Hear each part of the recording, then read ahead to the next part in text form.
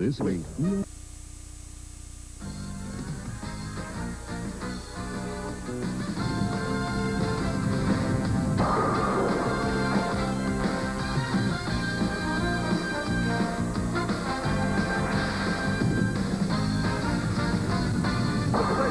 Association Summer Tour on ESPN is being brought to you by Budweiser, proud sponsor of the 1988 U.S. Olympic team. This Bud's for you. By True Value Hardware. For quality, selection, and personal attention, make True Value Hardware your store of first choice. And by Columbia 300. Welcome to Thruway Lanes in Cheektowaga, New York for the championship round finals of the $140,000 PBA Senior Touring Pro Doubles. And now let's meet tonight's top 10 players. Starting from the bottom of the stack, it's the team of Teata, Semiz, and Chris Warren. Their opponents in the opening match, Bill Johnson, and from Florida, Tim Milton. Qualifying in the middle of the pack this week, and a team to be reckoned with, John Hricsina and Brian Voss. Starting from the number 2 slot this week, the talented duo of Billy Walden and Ron Palmobi Jr. And the twosome that finished up atop the leaderboard after 36 games this week, PBA Hall of Famer Carmen Salvino and his sidekick Randy Pedersen of Santa Maria, California. Hi, everybody. I'm Denny Schreiner, and welcome to Thruway Lanes in Cheektowaga, New York, just outside of Buffalo. A great bowling area. Make no mistake about that. Working with me once again this week, Mike Durbin. And Mike, even though you never had a chance to bowl in the Senior Pro Touring Doubles Championship, I know you like the format, so explain how the players qualified and then how they were teamed up. Gladly, Denny. 80 touring players and 80 seniors started the tournament. They qualified separately in different divisions. After 18 games, they cut to the top 18 seniors and the top 18 touring players. Then the leading senior was paired with the leading touring player, number 2 with number 2, so on down the line and all the way down to number 18. Another interesting format about this tournament, Dan, I think, is that it gives some of the younger players on the tour an opportunity to bowl with, against, and as a teammate, maybe of guys that they watched when they were growing up watching bowling on TV. All right, now let's get down to the strategy portion of the telecast here this evening. Strategy important in singles competition, but maybe even more so in the doubles championship. Well, it is. It gets a little complicated, Den. They're bowling a Scotch doubles format. The senior will be bowling all 5 of his frames on one lane, the touring player on another lane. They'll choose which lane that they feel that they can hit best. Now, the team coming on from the higher position can choose which lane that they want to finish on. By that choice, they can force the other team to have the weaker player finish in the 10th frame or have to switch to try and get their stronger player to finish. So it becomes a little complicated, but strategy is very important. We'll see that as we get into the matches. All right, one final note this evening. I know that it would have to be every father's dream in order to be able to compete with maybe one of his offspring, a son or a daughter at a national event, and we had that happen here this week. We certainly did. I know that my son bowls. He carries a 210 average down in Fort Worth. And I would have loved to be able to bowl in a doubles competition with him in this kind of tournament. And this week, Dick Weber and Pete Weber wound up qualifying in the same position, and they were paired with each other in the finals play. So it must have been a big thrill for both of them. Well, last year we had a great championship round when the seniors and the touring players got together. We're expecting much of the same this evening at Thruway Lanes in Cheektowaga, New York. Before we get to the title match, though, the opening match is coming up next between Teata, Semiz, and Chris Warren, also Milton and Johnson.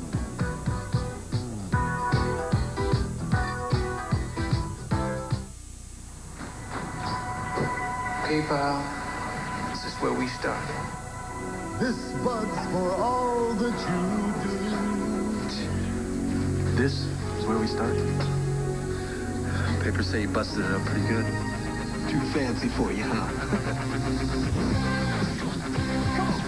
You got a long road back. You miss the cheers. One more. Can you beat those doubts and fears? Ready? Not today. Don't you mean never?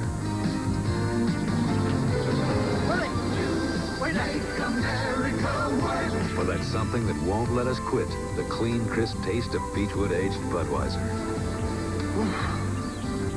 To your first game back. Thanks, buddy. This Bud's for you. For great personal service and low everyday prices, Check the lineup at your neighborhood True Value hardware store, where the August hardware value of the month is the First Aid Handyman Pack from Johnson & Johnson. It has 72 first aid items from adhesive bandages to a tweezer, so it's ideal for many little emergencies. In August, the First Aid Handyman Pack from Johnson & Johnson is just $6.97 where you see the banner at participating True Value hardware stores and home centers. After years of research, the high-tech laboratories of Columbia 300 have created the most advanced urethane bowling ball ever made, the 100% urethane Columbia 300 U-Dot. The extraordinary U-Dot solves the inherent problems of lope and wobble. Its devastating pin power and superior lane control characteristics are unequaled. If you bowl to win, the Columbia 300 U-Dot is the ultimate weapon. It's like no ball ever made before. Sold only in lanes and pro shops. Excited crowd waiting for the championship round finals to begin, and Bill Johnson will start in the left-hand lane. He and Tom Milton pairing up here in the opening match against Teata Semiz and Chris Warren, and I think you'll enjoy the competition here this evening. I know the players have all week long. Bill Johnson, the last time he won a tournament was 1963. If he would win here, it would have been his first win in 25 years. First shot in ages on national TV, and it wasn't a good one. Right through the nose. Bill comes back with kind of a wry smile on his face and says, "Well, about the same as I did the last time I was on television." Well, he's got to be a little nervous. He hasn't been on television all those years. He hasn't bowled a PBA event in 15 years. Came right out and made the telecast, though. Really bowled well. Going to try and make it, and he picks off only one, so it's 8 outs in the opening frame, and a concerned partner, Tom Milton, looks on. Very quickly up on the approach, Teata Semiz. The players will waste little time getting ready here this evening. And we can see already that both teams have decided to have their turning player finish in the 10th frame. Well, Teata Semiz high on the right-hand lane, on lane 48. Leaving the 3-6-10. Bill Johnson hits the nose and gets 7, and it's a split. Teata hits the nose and gets 7, and it's a makeable spare. He has been a dominating force on the senior circuit, and he has had some championship round experience as of late during these senior events. Oh, well, my. Slides right by and picks off the 6 and the 10, so both of the senior citizens come out and make opens. Now let's see if their younger counterparts can pick up the slack. And it's interesting, too, you mentioned that Teata has been on a roll. This is his 4th consecutive championship round appearance in senior event. But we can't hit a double in this game unless both players strike until the 10th frame. Chris Warren unleashes his first shot, comes in a little light and leaves the half-10, and Chris really likes to play here at Thruway Lanes. Was the top seed coming into this championship last year when it was the singles event, and of course he was beaten by Mark Roth, who was beating everybody that day. That's right. Watch Chris Warren. Very quick beat, tremendous lift. See how far the ball gets out, about the 7th board. Now makes a big turn back. Almost had the pocket 7-10. Last night in the position round game, he and Semiz were kind of hanging on for dear life. Speaking of hanging on, he almost hung on to that ball and went down with it. And last night, he shot 279 to come back out and win that position round game. And Chris barely nipping the 10-pin, and that's Mike's average building tip of the week, picking up the 10-pin. You'll make sure you want to stay tuned for that. I want to stay tuned for that. Maybe I'm not going to say anything. I know it took Mike a couple of shots to make the 10 earlier today. I don't know what disturbed him. Something bothered him. Tom, who I think Tom's biggest asset is his cool. He just doesn't get rattled. He doesn't get ruffled. And the pressure never seems to bother him. In the 10th frame, this guy is as cool as they come. Just bowled brilliantly earlier this year down in Miami as he knocked off the top seed Rick Steelsmith in that championship.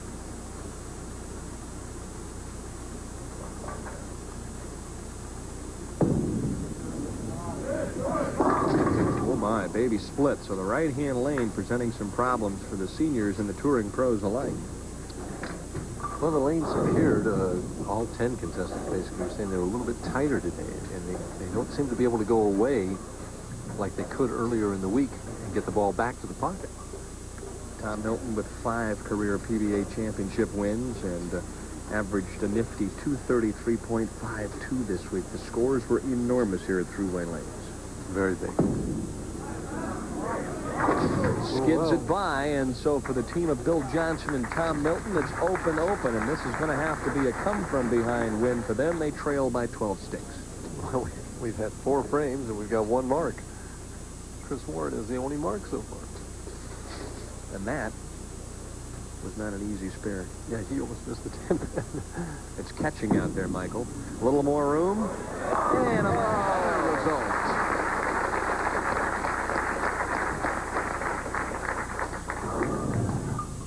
Bill Johnson is as smooth as they come. The high backswing, kind of a little shotgun follow through. Right solid in there. Teata Semiz now in the 3rd, looking for his first X of the match. A little better speed, a little tighter line. Well, the seniors have made the adjustment. Let's see if the touring players can make it. There's Teata's son looking on. Tom looking a little nervous at this stage. Yeah, he did look a little nervous there, didn't he? Trying to act cool, but it's not easy when you're sitting there. Tom, you're a very good bowler in his own right. Now, Chris trying for our first double of the match. Up by 12, can increase it to 22.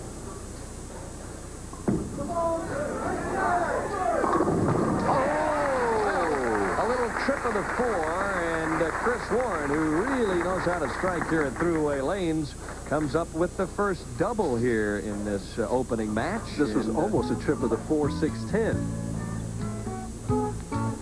So they all go down, and it's a 22-pin lead for Warren and Semiz. We'll be back with more right after this.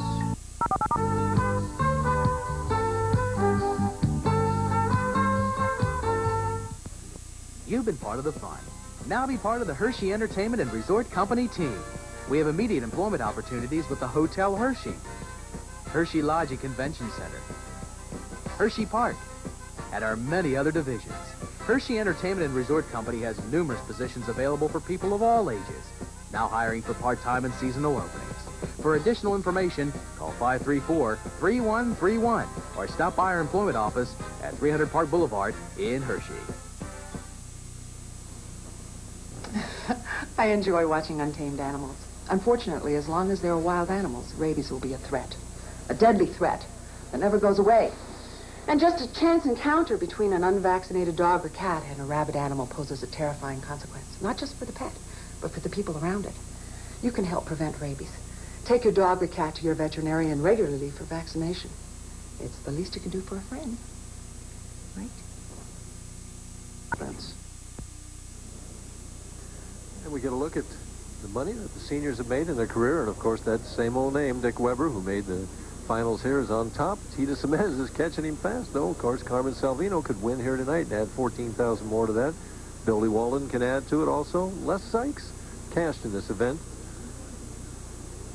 And if Teata wins, then he joins Weber as the only 4-time seniors champion. So, but long way to go before Teata Semiz and Chris Warren have a chance to jump into the winner's circle. They lead by 22, but Tom Milton with a double here could cut that lead basically in half.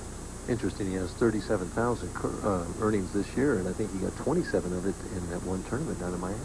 It's been a bit of a struggle from time to time here in 1988. Milton trying to make up for lost time. This one goes dead right, and right now Tom Milton's in the O-zone on lane 48. Right, that's what we were talking about. He was swinging that shot all week long and getting it back. Now, this is just the adjustment for the baby split. He may have moved. He may have just decided that he was going to make himself give this ball more room, and he swung it out, and it's just never coming back. That shot came back earlier in the week.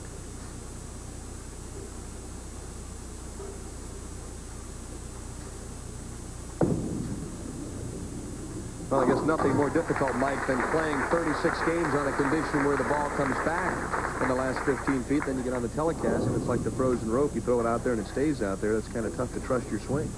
It becomes very difficult. You really have to fit the ball in there, and when you do fit it in, even if you get it in the pocket, a lot of times it won't strike that.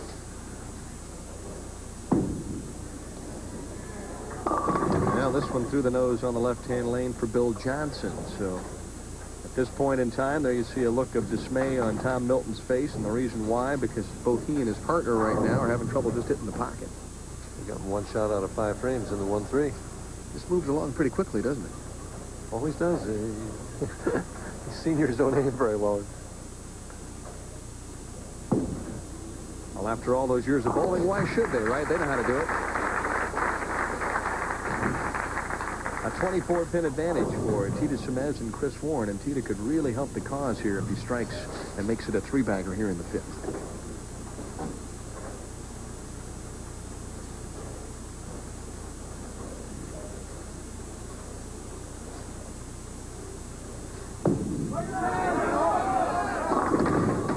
.369. Again, it's a fine line, and when you just don't hit your target perfectly with the right lift, release, and speed, ball's going to be a little errant. Teata Semiz, 28 years now, a member of the PBA. Career earnings right around $450,000. Tough spare here, Ken.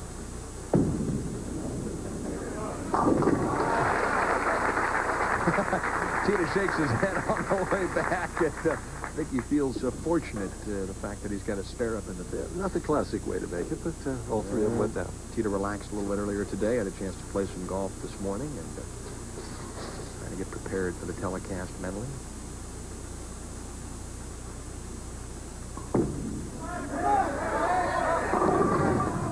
See, that ball just won't make it back when they really lift it like that and send it right. The 2-4-8, another difficult spare. How many 7s have we had in here so far? Quite a few 7s. Chris Warren, who averaged nearly 229 this week, 25 years of age, out of Dallas, Texas.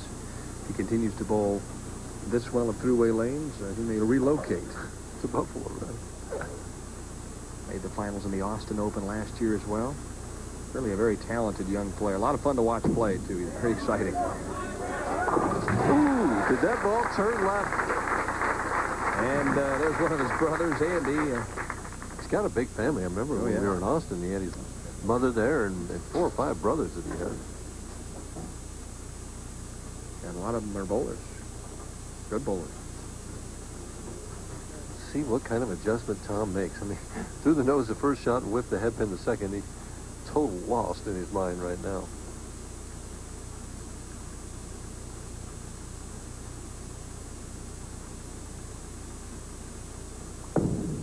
Moved out a little bit more.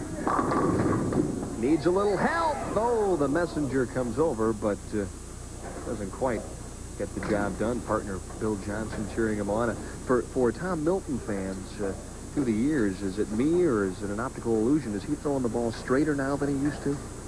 He's definitely seems to be throwing with a little more speed and a little bit harder. He used to really try and arc the ball. Very slow. Well, he's had some shoulder problems.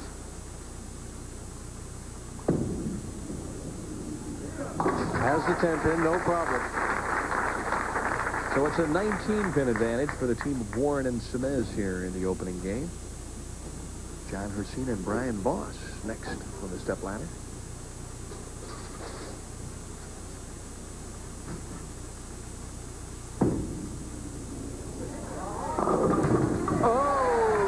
Shaker there. Well, that'll help the cause in the 7th frame. It'll give Milton an opportunity to perhaps double, but well.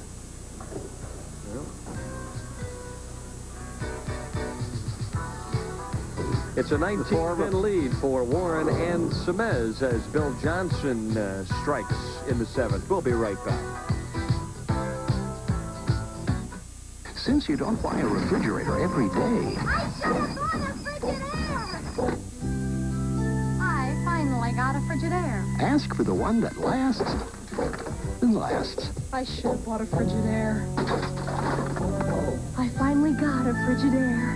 For the Frigidaire dealer nearest you, call 1-800-451-7007. I'll take the Frigidaire. Now. Frigidaire, here today, here tomorrow.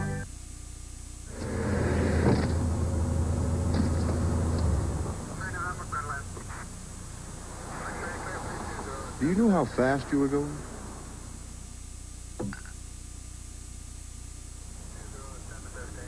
Did you, know this license has expired? At times like this, now you can choose this. New Maximum Strength Pepto-Bismol. Now there's twice the medicine, twice the Pepto. The most talked about, friendly competition between foreign countries, the America's Cup. I can tell you that any sailor in his right mind would not race a monohull against a catamaran. I think the only chance we've got is if we get a handicap of about an hour and a half. Downwind, I think we have a little bit of an edge. It's certainly going to be different. It's going to be interesting. When the talk stops, the excitement begins. See live coverage of the America's Cup races starting September 7th only on the ESPN. $28,000 to be shared by our winning team here this evening, $15,000 per second. Loser of this game is going to get $3,500 apiece, and there we see 10,000 split, 8,500 for fourth. Not bad pay there. A couple of nice trophies to be given away. Teata back now on the right-hand lane, lane 48, and this is in the 7th frame.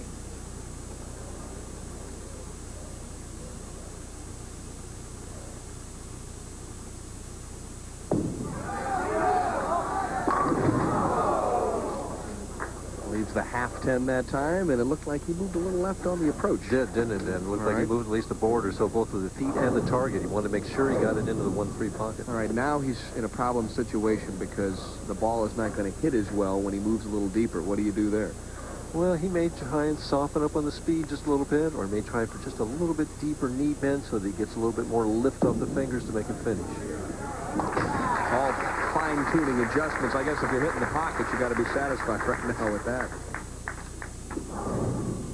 We'll have to wait and see what Tom Milton does when he steps up next, because you observed during the commercial break he ran over and grabbed another ball. Well, I saw him come back with another ball. He took one back, came back, took one back to the paddock, came back with another one, just put it in his bag, didn't put it on the rack. Chris Warren digs in, the ever-intense youngster out of Dallas, Texas. This time he rips it. It comes back a little too hard, and he leaves the solid 4. 2 shots in the pocket, and they're not beating themselves right now. However, they're not striking, and if Tom Milton can find a way to get a strike up here, he can bite into that lead a little bit. I'm just curious as to whether or not he's going to pull out a new piece of equipment to throw that shot. Basically, other than that, all he's got is the 10th frame. I don't think he's going to, Dan. I think he's going to just play with that. He moved a little bit right last time, a little bit further outside, and he's going to go with that angle, I think. Spares weren't that important throughout the week, but they certainly are this evening in the championship round. Well, we had nothing but strings of strikes all week long, and we've got a total of 4 strikes between 4 players right now. Milton's looking for his first strike. There's only 2 strikes on the Johnson-Milton team, and Bill Johnson has both of them. Really kind of burst onto the scene in 1983. Since then has made his presence known on the national tour, been a consistent player. And I think Mike hit the nail right on the head. He's a very opportunistic player. When he gets a chance to win on national television, he normally comes through.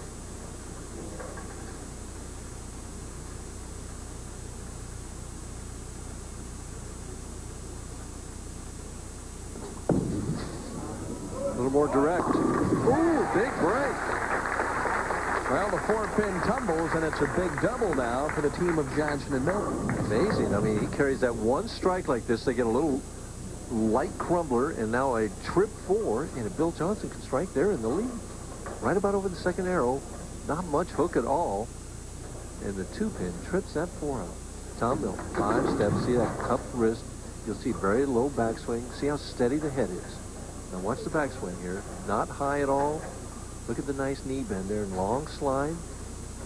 Comes up, but after the shot is gone. Now this is a key shot. Johnson likes it. A little swisher, and oh, Johnson and Milton have come from behind.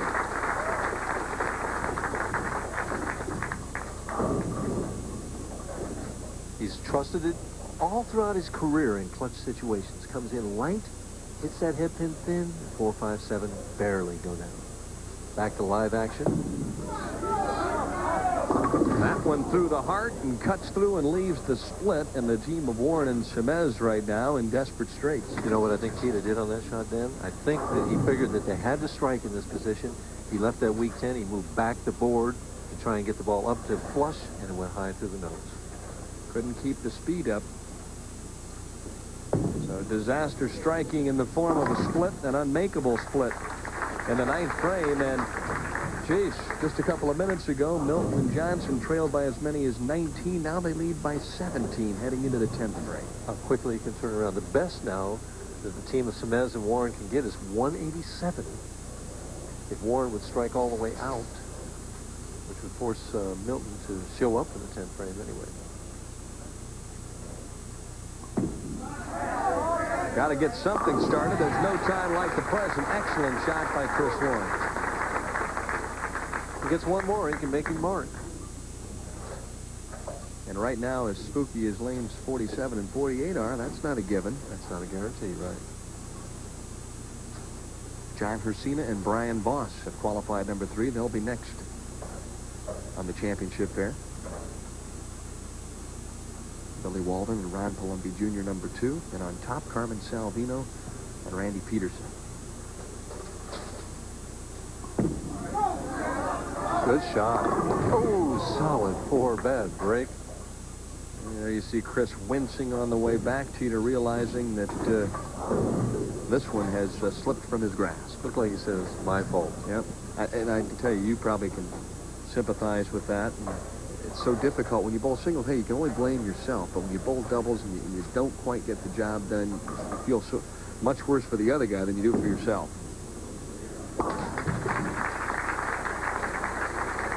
Well, Chris Warren shakes his head as he comes off. 177 the game for Warren and Semiz.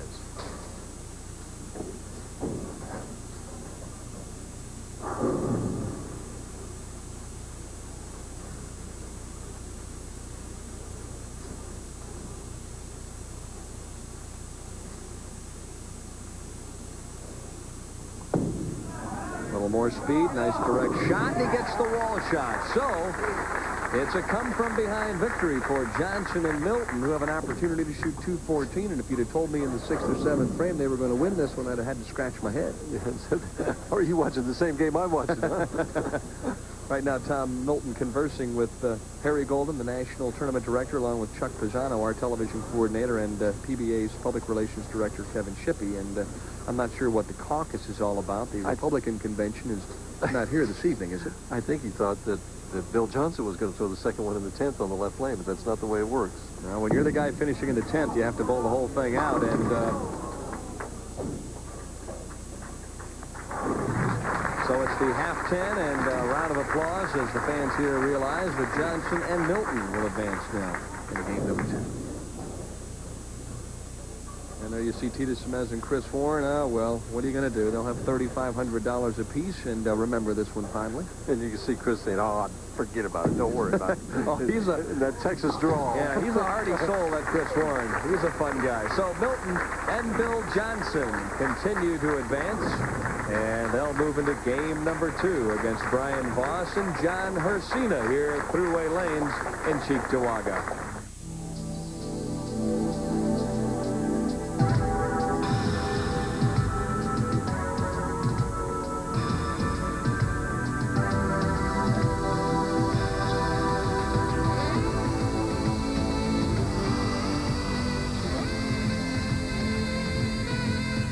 Due to uncontrollable circumstances like these, we now introduce the Extra Strength Antiperspirant for Men, new Extra Strength Brute 33. Fat chance. Finding a faucet made as well as a price fister. After all, it's the one made in its own USA foundry. The one uniquely fashioned with a heart of solid brass. Start to finish, the quality is first rate. Furthermore, the cost is a fraction of what you'd expect. So why fiddle around? Get a price fister. The fabulous faucet with a funny name. There's some of our tournament stats this week. We can see the high 3-game series. Voss and Hricsina, 1541. High game. McCune and Wunderlich, 554. Well, only possible 600 then. Most consecutive 400s between the two of them, 18. All of them in the finals by that team. Well, most games over, well, it's the same thing, almost. Sure. Very impressive. Some big numbers here this week, as we've mentioned. Well, we might see some of those a little bit later on. But it's very tough, I think, to bowl, what, 5 frames in each game? Well, it's a Scotch doubles format. You're only bowling on one lane. If you several other players that didn't quite make it to the championship round, and now we'll run down some of those good teams. Look at that, Pete Weber, Dick Weber finishing up ninth. And Darrell Curtis, our only left-hander in the money this week. Jimmy Keith and Tommy Tuttle. Now, who lined up who on that championship pair? Keith is third consecutive finals there. Jim Penzak and Harvey Wald finishing things out. And here are the touring players as they cash this week. Joe Berardi, 26. Charlie Tapp, number 27. And for the seniors, oh, look at that. Bill Bunetta just missed He just missed the finals. Walt Roy from Glenwood Springs. Al Pujo from the Bronx. That's right. One of my favorite seniors. And, well, we've had a couple of 10 pins already converted. But if you're having trouble knocking off that corner pin, then stay tuned. Mike Durbin's tip is coming up next.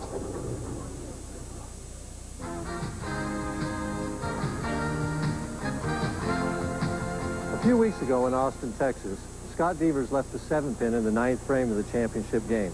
He missed the 7-pin and had to double in the 10th frame to win that tournament. Over a year ago in Las Vegas, Nevada, at the Showboat Seniors Invitational, J.B. Blaylock needed a mark to win that tournament.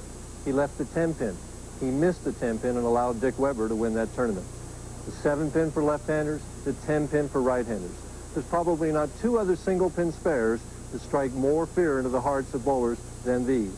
But I believe that I can give you two methods of shooting these spares and three principles that can take some of that fear away. The first method is to use your natural, normal hand release to shoot the 10-pin if you're a right-hander and the 7-pin if you're a left-hander. In my case, it's a little quarter turn around the side of the ball and a gentle hook. And the first principle is to move to the left side of the approach if you're a right-hander, to the right side of the approach if you're a left-hander. So many times I see amateur bowlers trying to make the 10-pin going down the right side of the lane near the first arrow, and you can make it that way. It's just a lot more difficult. It really makes it easier if I give myself more angle. The second principle is to pick a definite target out on the lane. In this case, I recommend the third arrow from the right. The third principle is to line myself up the middle of my body with that third arrow and to walk right straight toward that third arrow. So many of us have a tendency when we're shooting corner pin spares to walk along the left side of the approach, and then at the last minute, I reach out and try and make the spare and miss it either to the left or the right. Now let's see if I can practice what I preach. The first thing I do is move to the left side of the approach, right over here near around the 34th or 35th board. I line the middle of my body up with the third arrow or right around it. I may want to aim a board or two left of it. And I try and walk right straight toward that target.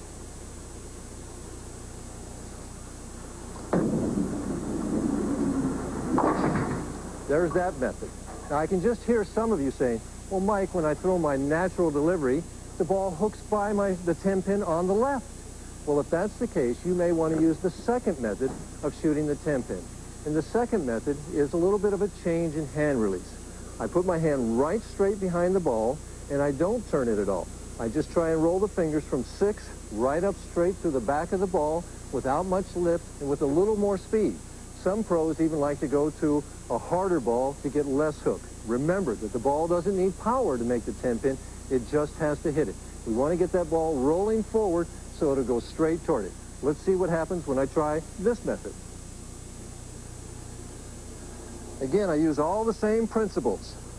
Left side of the approach, look at the third arrow, but this time I'm going to try and throw a little harder and straighter.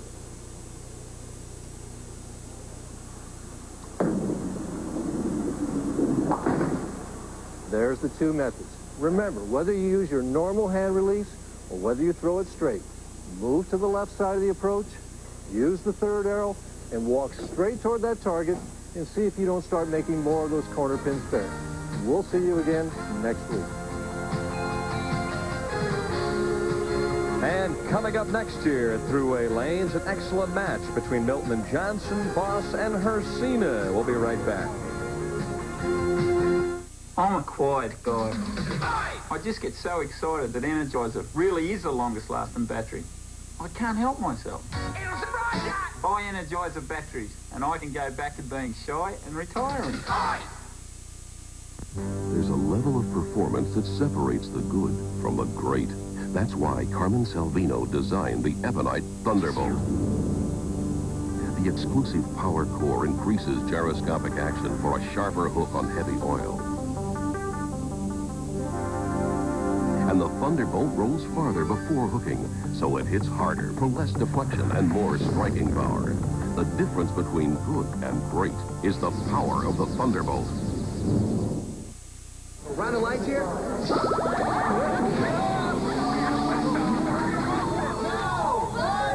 If you want the one light that outshines them all, ask for Bud Light. Let me know when you're ready for another round.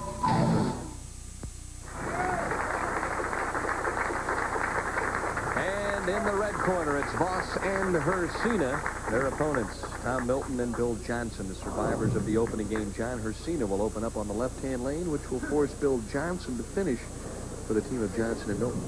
It forces him to finish unless they decided to switch and move Johnson over to the right lane and Milton on the left.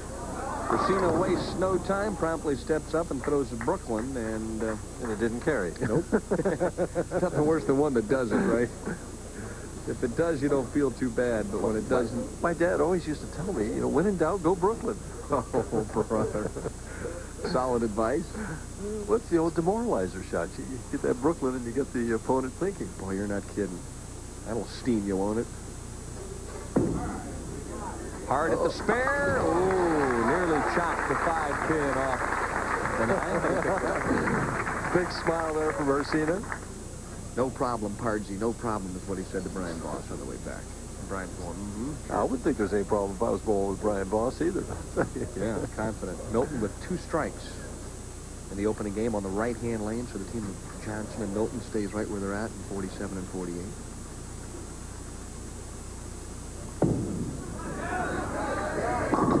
Oh, 4, 6, 7.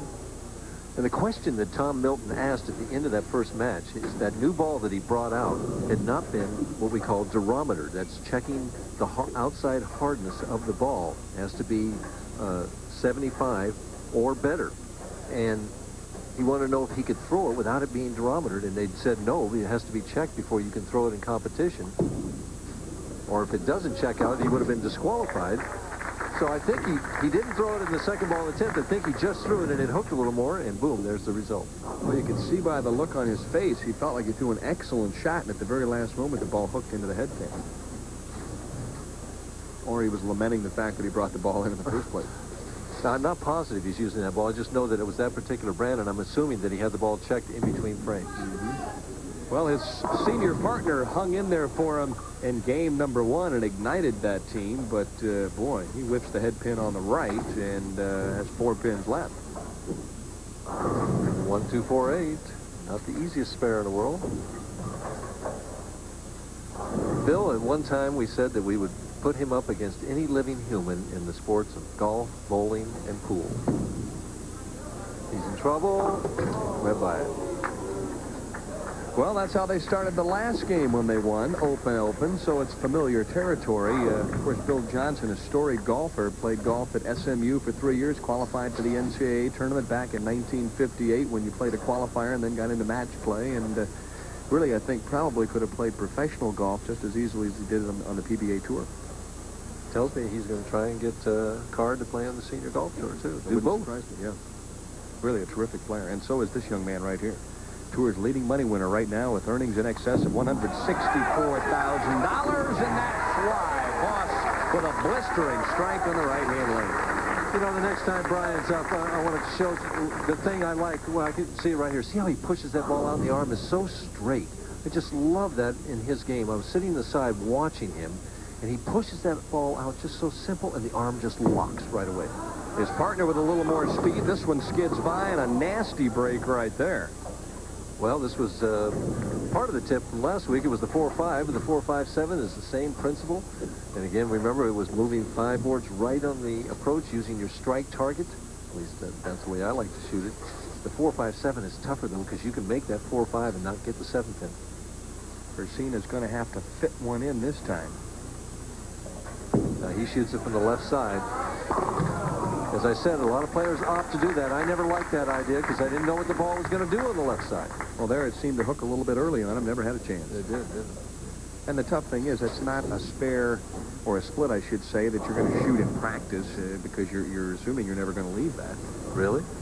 Don't tell me you used to practice. I know you were prepared for everything, but not that. Of course, the way you used to throw those strike balls, huh? Through the nose the last time.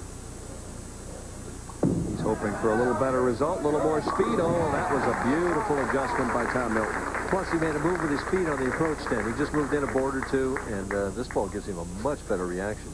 Key to this match, though, is going to be Bill Johnson on this left lane, what he does. Well, Bill Johnson fought back in game number 1 to help the team beat Teata, Semiz, and Chris Warren.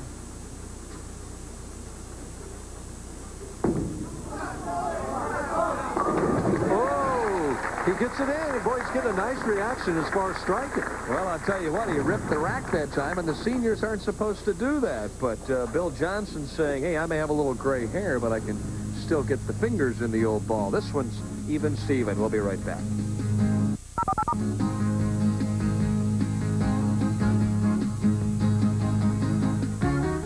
Some dealers go to a lot of trouble developing a sales strategy to move their cars and trucks. Remember, team, if all else fails, beg. At Bill Miller Ford Mercury Dodge, we don't use fancy strategy, just good old country dealing. Right now, Bill Miller's stock of new Ford, Mercury, and Dodge cars is at its peak, and that means we're discounting like never before. From economy to luxury, you'll find the right car at the right price now at the country dealer. Bill Miller Ford Mercury Dodge.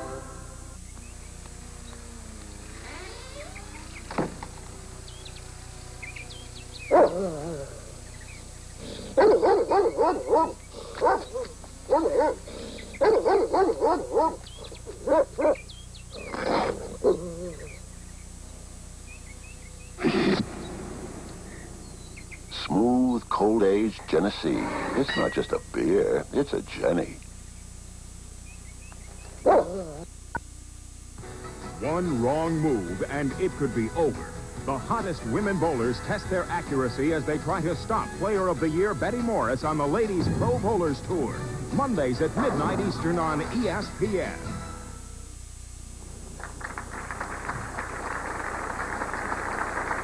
And there it is, a big round of applause for our director, Clark Kent. No, it's Kent Sample because it's his 38th birthday today. Now, the other question I need to ask is, that's not his wife, Patty, down there, so who might that be? Don't get me in that. Oh, well. Kent Sample, the director of our PBA Summer Tour, along with George Smith, our producer, putting up with us all summer long, and that's the least we can do for Kent. Look at that money, though. $164,000. Yeah, he's trying to add to it. Oh, my, another crisp shot. Oh, this time he runs it out to the left side, so we're seeing a variety here. Well, what he's trying to do is get a little adrenaline pumping in his partner. He's just trying to lift his own partner up so that he can inspire him to bowl better than he has the first 2 frames. Now, Hricsina is struggling a little bit on 47. Let's see what he comes up with here. Looks like he's moved a little further right on the approach. Oh, nice shot. Very nice shot there. And there's John's wife. Look at those pretty blue eyes. Look at that scoreboard. Look. Oh, my, that was a classic double there. Well, we've got ourselves a bit of a match here in game number 2. But those wives are as competitive as the men, I'll tell you. I think some night we should have all the wives and relatives who show up for the show bowl and let the players sit and watch them. What do you think? Huh? All right, just an idea.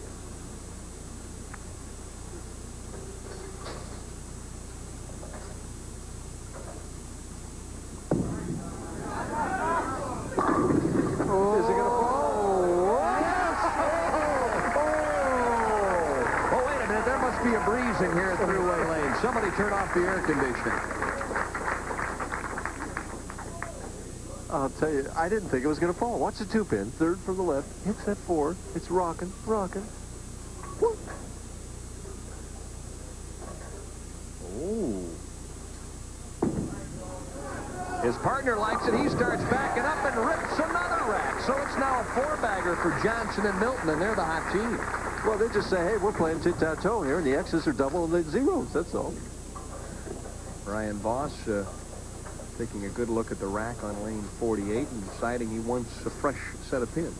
A little added pressure on Brian right now. Down 10 pins. He knows he's the strength of the team. And feels, I'm sure, that he must come through in this pressure situation right now. Last week, losing in the title game to Sam Macaron in Windsor, Ontario, Canada. A little extra added time. That one's a little left to target. He knew it as soon as he let it go. Looked like he hung up a little bit in it, so the team of Voss and Hricsina stops with the double, and they trail in this one. You could see it throughout the whole preparation before the shot went in. He just was not as sure of himself throughout the whole thing. See how he could be. Just do two great shots, second and fourth. But now he has to strike. All right. A little bit different situation. Yeah, you're right about that. You start to squeeze it a little bit.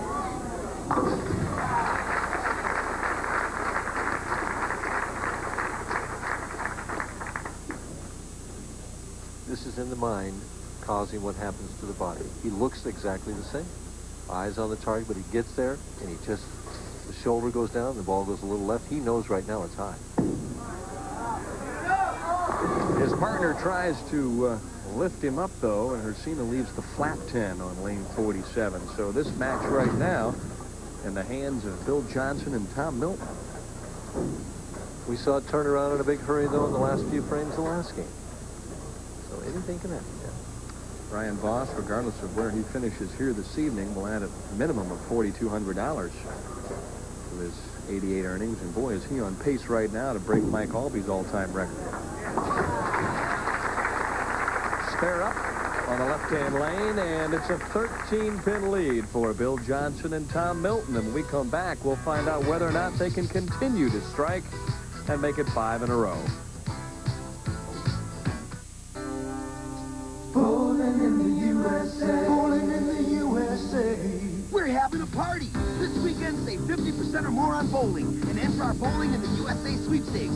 Win award-winning Jeep Cherokees named 4x4 of the year again. Trips to the Showboat Hotel and Casino. Over 70,000 prizes. Bowling, bowling, bowling in the USA. We're back bowling, bowling, bowling in the USA. The great furniture cover-up. When polishing can't solve problems, you have to cover those ugly white rings, or maybe the whole dull table. But instead of covering your furniture, rescue it with Formby's Furniture Facelift. Facelift is a breakthrough, a complete kit for a perfect shine. And the 3 easy steps took me under an hour without stripping. So pick up some facelift and end the great furniture cover-up. when polishing won't help, a furniture facelift will. From Homer Formby. Johnson and Milton lead by 13, and if Milton strikes here in the 7th, that lead will then be 23, and he's taking a re-rack, though, Tom Milton. Milton has that ability, though, that once he gets tuned in on a lane, that he can just throw strikes forever.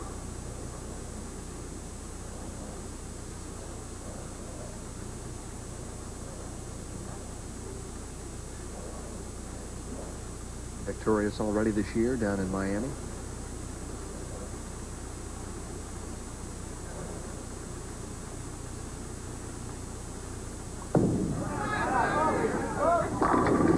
Is he going to get it? Not this time. Keeps him in the match. Brian Voss, meanwhile, fiddling with his bowling ball, adding a piece of tape or taking one out. I'm not sure which, but nothing. We've talked about knee bend and getting to the line and the leverage and everything else. It looks like Tom Milton's kind of standing up on his shot a little bit. Is he doing that to kill it, or is he just not really getting down and through it? He gets down, Dan. He comes up, but after the ball was gone. Okay, yeah. At least that's my opinion. Sure. Well, we watched him in the one replay, and when the ball took off, he was in a nice position. He almost seems like he's standing up before the ball even gets to the arrows. Well, he is standing up by the time the ball gets to the arrows. It's just a natural reaction of coming up. And probably when he gets in trouble, he starts coming up too soon. Yeah. 8th frame action. Bill Johnson, who has just shredded the rack 2 times in a row in this left-hand lane, would like to make it 3 in a row. That one got hung up on his hand a little bit, and oh no, he's washed out. See, he can just change with 1 frame. Only 1 frame, and if he doesn't make this, they're behind. It's amazing, isn't it? And again, it just a high backswing, a long slide, and it doesn't get off the thumb. And see the hand go left like that? And we always learn that when the hand goes left like that, the ball goes right. Makes a run at it and gets 1. Well, the count isn't going to help matters there as well. And they were down at one point, and now all of a sudden Hricsina and Voss are ahead by 5. How quickly it can change. One errant frame, and Hricsina and Voss take the lead while sitting on the bench. I'll be very surprised if this ball doesn't label the pocket. Yeah. May not strike, but it'll be in the pocket. If I were a betting man, I would be willing to wager some shekels that it winds up in the 1-3. Okay.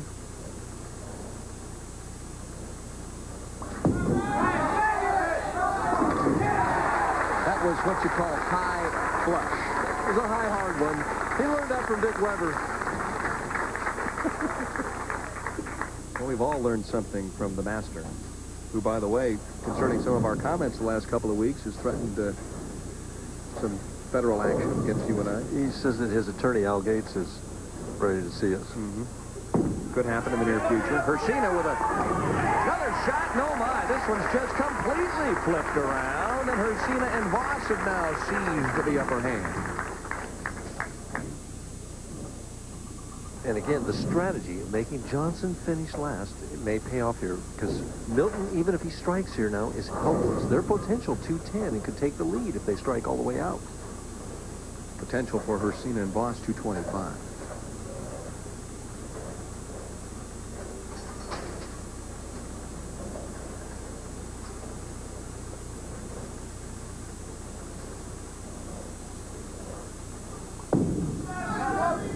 Has to hurry.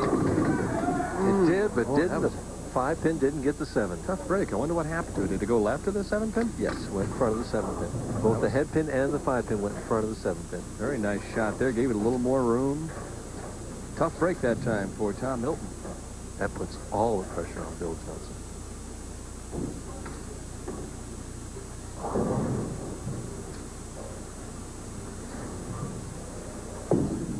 Well, if Bill Johnson would strike out, then it would force Voss and Hricsina to at least mark. Is that right? Well, it was forcing to count 16 in the 10th frame to win. So they need at least a spare. Yeah. Well, the pressure's on. It's been 25 years since Bill Johnson won a championship.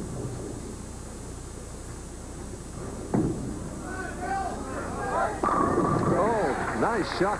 When he's had it there, his striking percentage has been great. I don't know if he's lost a hit. Tom Milton eyes the scoreboard one way, then looks back towards the other. Now, this has been a solid team all week long, Johnson and Milton. They fought and scratched all the way to get to the number 4 slot in this one.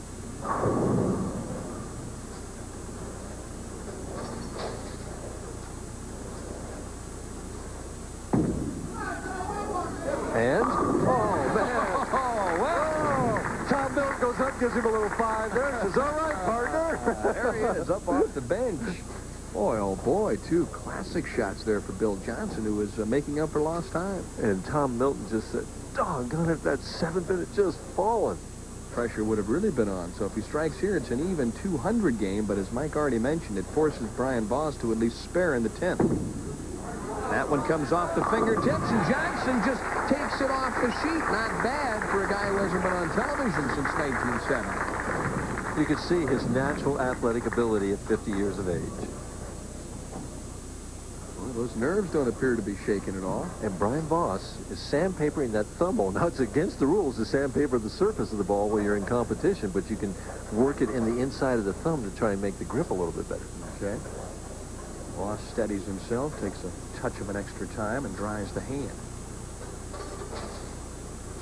This is so important to Brian, because Bowler of the Year is writing somewhere along the line.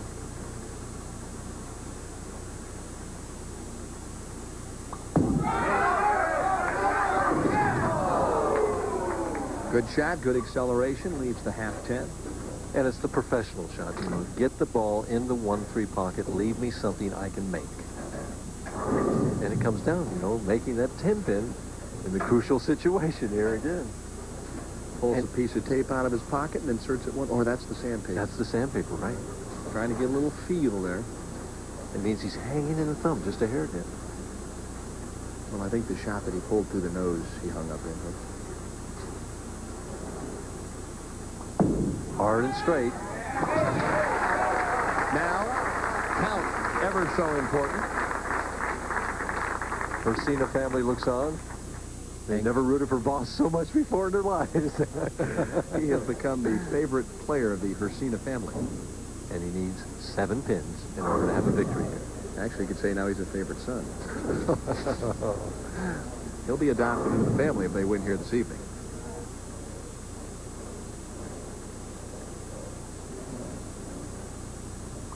Gotta have the count, the high hard one. Oh! What happened to the head pin? The solid 5 stand, but it was enough. And again, the very professional shot. He just threw it hard and very little break and right at the pocket. And for second place, $8,500 and some excitement for Bill Johnson and Tom Milton. They provided us with an outstanding show. And we'll be back with a special report here from Thruway Lanes right after this commercial message.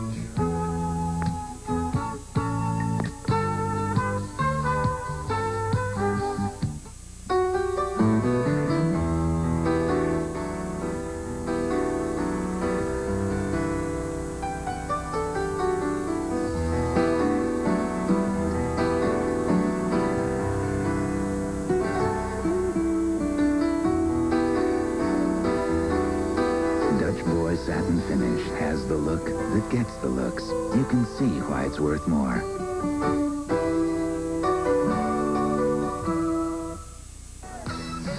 Take a look inside the exciting and glamorous world of thoroughbred racing. Interviews with owners and jockeys. Highlights of key races. Thoroughbred Digest. Wednesday afternoons on ESPN.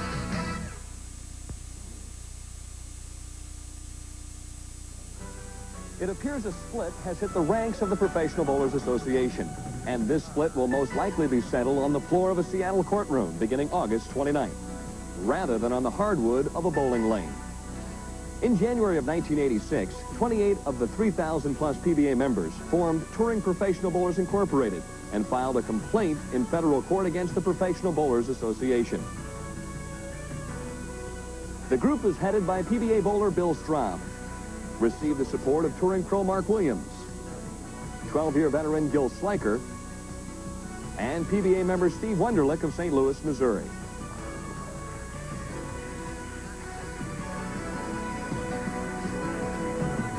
The suit alleges that the PBA monopolizes the market for professional bowling on television and calls for a restructuring of the PBA.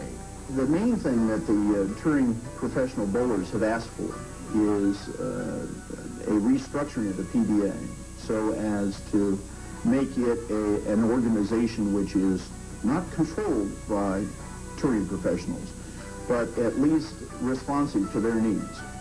The litigants' primary objection is an amendment which threatens expulsion to any member who participates in activities sponsored by organizations deemed competitive or damaging to the PBA. This rule was passed by the PBA Executive Board by an overwhelming vote. Straub attempted to organize the TPB within the framework of the PBA, but the PBA Executive Board could not approve that formation because the PBA would then have been responsible for any damages incurred. PBA Commissioner Joe Antonora declined an on-camera interview upon the advice of the PBA Council. However, the PBA did issue this written statement. We believe that our rules are reasonable, necessary, and evenly applied to all members. Without these rules, the PBA could not responsibly sponsor and promote national and regional tournaments and could not fulfill its contractual commitments to television networks, tournament sponsors, and advertisers. We believe the large majority of our 3,000 members agree with the position. It's the players' belief, and I think the testimony will show, that the reason for doing it is to keep control. This is a lawsuit about free enterprise system and control. And it's the control may be more important to the PBA and to the people there at the PBA than anything else. Much more so than money. Control it, and they do it. Although settlement talks have been held between the parties, the TPB is seeking $11.5 million in damages and feels court is the place they are headed. We had discussions yesterday with the attorney for the PBA, Creighton Miller in Cleveland, Peyton Smith of Davis Wright here in Seattle, and myself. It would appear to me from those discussions that it cannot be settled and that it will go to trial. And we'll be back in just a moment or so. Mike Durbin will get a chance to talk with Carmen, Salvino, and Randy Pedersen, our top seeds here at Thruway Lanes, right after this. It's easy to make the right connections for your home when you start at a True Value hardware store. For extra security, get this 300-watt quartz yard fixture for just $10.99. And this TrueGuard tabletop lamp and appliance timer for only $9.99. Then add some extra reach with this Master Electrician 60-foot extension cord for just $7.99. And their 20-foot retractable cord reel and trouble light for just $16.66 from participating True Value hardware stores and home centers. My dad says you can't be a tough guy in underwear that shrinks a lot. So we wear Hanes. He says it's made with stuff that fits good, even when you wash it a lot. I mean, who needs wimpy underwear? Right, Dad? You know what, Justin? What? You make a pretty good tough guy. I know, Dad. It's not just underwear, it's Hanes. September is supercharged on ESPN. It's a controversial challenge. See ESPN's Live America's Cup coverage.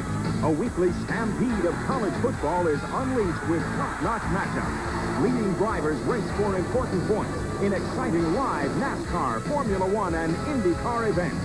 And see the championship of Australian rules football live from down under. September, a sports spectacular on ESPN. Mike Durbin back here at Thruway Lanes, and with me are the tournament leaders, Carmen Salvino and Randy Pedersen. Carmen, I'd like to talk to you for a minute just first. You've been around almost since Methuselah. Me and Moses. Right. And I wonder what you think of the younger generation, younger players in general, and your partner in particular. Well, first of all, these young kids are great. They've got a different type of rotation we had years ago, and it's a very powerful ball.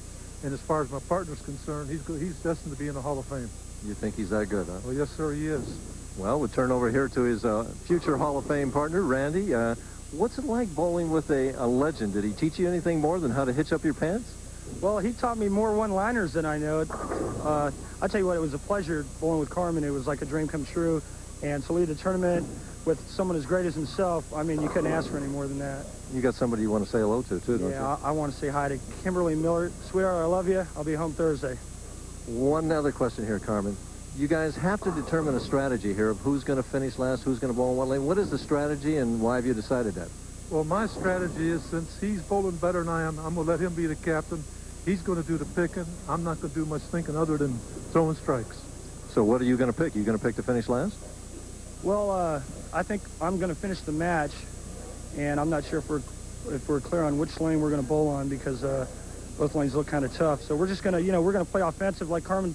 Carmen suggested we're going to be offensive, and whichever lane we feel we can strike the most on, that's the lane we're going to bowl on. So. Okay.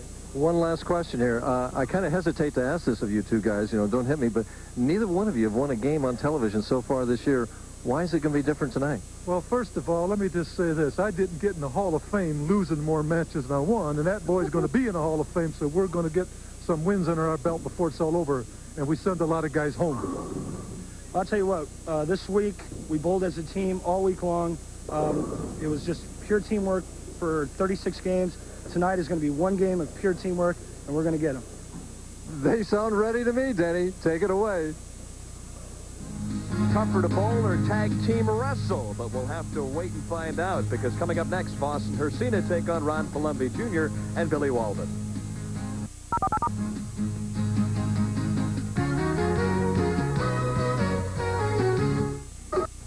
You've put it off too long, haven't you? You meant to check out a new car, but never got around to it. Now you're afraid to go out in public. Since 1915, Hess Ford has been supplying you with quality new and used cars and trucks. We've built the business on trust. That's why for just $1 down, you can drive home in a new car or truck tonight. From Hess Ford, your $1 down dealer in Hershey. ESPN is your ticket to NFL Sunday night action when the best go head-to-head. As time runs out elsewhere, ESPN kicks off each Sunday night of the season with football's finest hour, NFL Primetime. The greatest plays from every game played that day. Then, Joe Theismann joins the team that won critical acclaim. catch it in August. The NFL on ESPN. Brought to you by these sponsors. One way to find a job is to look in publications. Lots of publications. Any luck? Well, I've got newspapers, magazines, trade papers, Find anything yet? newsletters, phone books, you name it. There's a better way to find a better job. Honey, look at this. The National Business Employment Weekly. It's published by the Wall Street Journal. It lists hundreds of high-paying jobs all across the country. Now, what about managerial jobs? Managerial, professional, technical, sales like mine. It even has articles on interviewing, writing a better resume, and how to succeed once you get the job. What am I doing with all of these now that I have the National Business Employment Weekly? Pick up the National Business Employment Weekly at a newsstand or call 800-228-5505 and receive 8 issues by first-class mail for only $35. 800-228-5505. The National Business Employment Weekly. Don't make a career move without it. And the teams for the semifinal match, Ron Palmobi Jr. and Billy Walden, Brian Voss and John Hricsina Sr. Hricsina will start on the left-hand lane. And I'll tell you what, the team of Palmobi and Walden have allowed the team of Hricsina and Voss to have Voss finish the match. First time we've seen that. Nice, crisp shot. Oh, the messenger comes over, doesn't quite deliver as the 10-pin stands.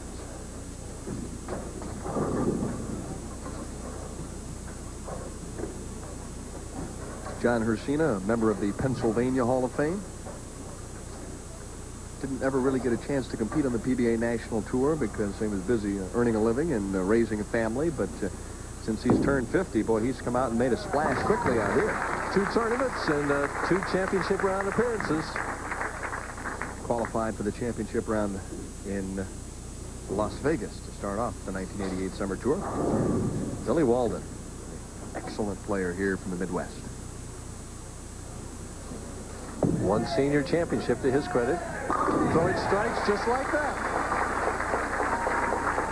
There's his lovely wife, and we've seen her on ESPN before. What a thrilling match when he won the PBA Seniors Championship in Canton just a couple of years ago. Had to strike to win it, and did.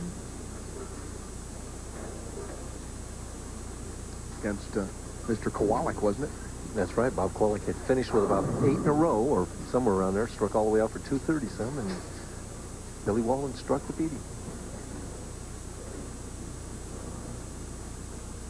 First good look at Ron Palmobi Jr., one of the more athletic players on the PBA Tour. Lets it go to the right. This one dances over. 7-pin stands, but was exit stage right for the 10-pin. Those pocket 7-10s, I think they're probably as aggravating as anything that happens to the pro bowler while he's bowling. It'll raise your heartbeat. Yes. And discourage your morale. Yeah.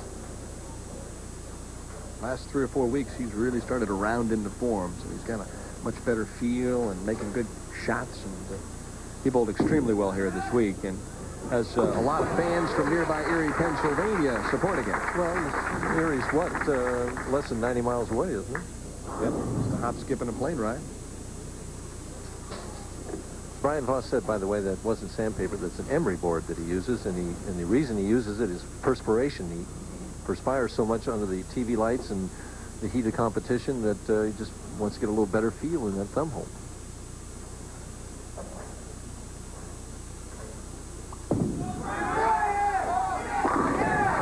That one must have felt pretty good, huh? Oh, my. Boy, when you watch the replays, the slow-mo replays of his strikes, those pins just disappear so quickly. See that push away? Puts it right on that table. Watch the follow-through. Just a little inside 90 there. And this is back to live action. His partner with a strike on the left-hand lane. So Hricsina and Voss double up in the second and the third and promptly take a 10-pin lead. Ron Palmobi made the championship round last year in the senior turning pro doubles tournament.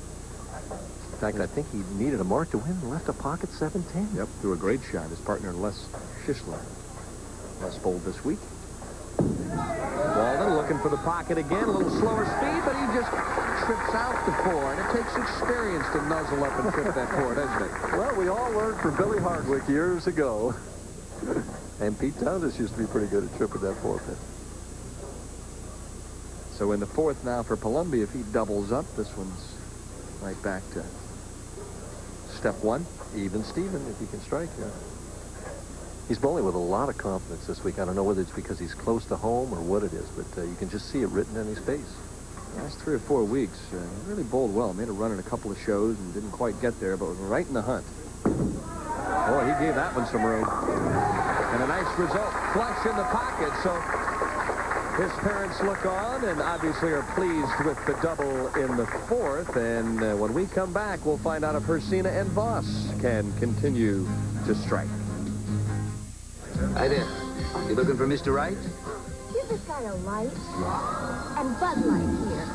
Ask for Bud Light, the light beer with the first name and taste.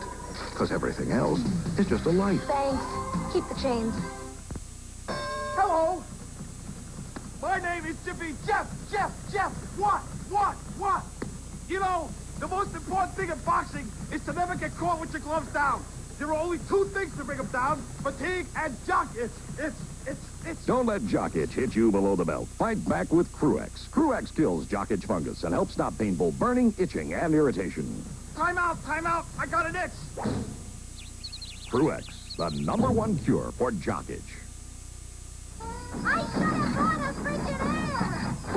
There's only one Frigidaire. I should have bought a Frigidaire. Ask for it by name.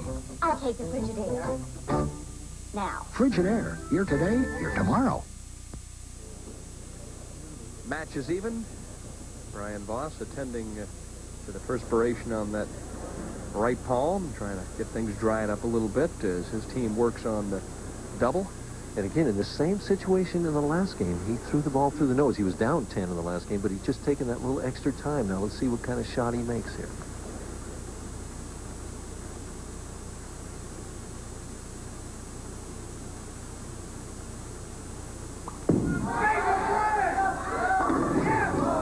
It's high all the way. He knew it. He gets a little careful in his whole demeanor. You can almost read it before he throws the shot. Do you think that's something that he has to work on?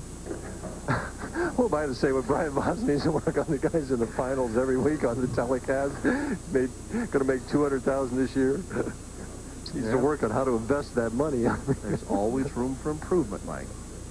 No, I know what you're saying, but you know, I guess it's like anything else. You know, this is the 8th championship round appearance for him, and in 7 previous, he's won twice, but 2 out of 7. I mean, I don't know. It's the same thing in a golf routine.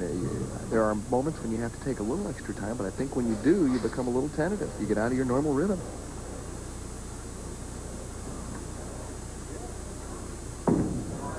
Has to hurry. And it did. Nice comeback.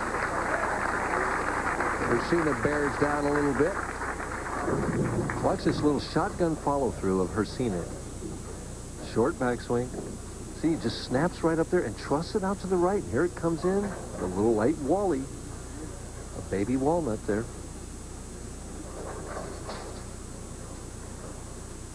This gentleman's thrown some clutch strikes in his career. Raised up a little on that shot.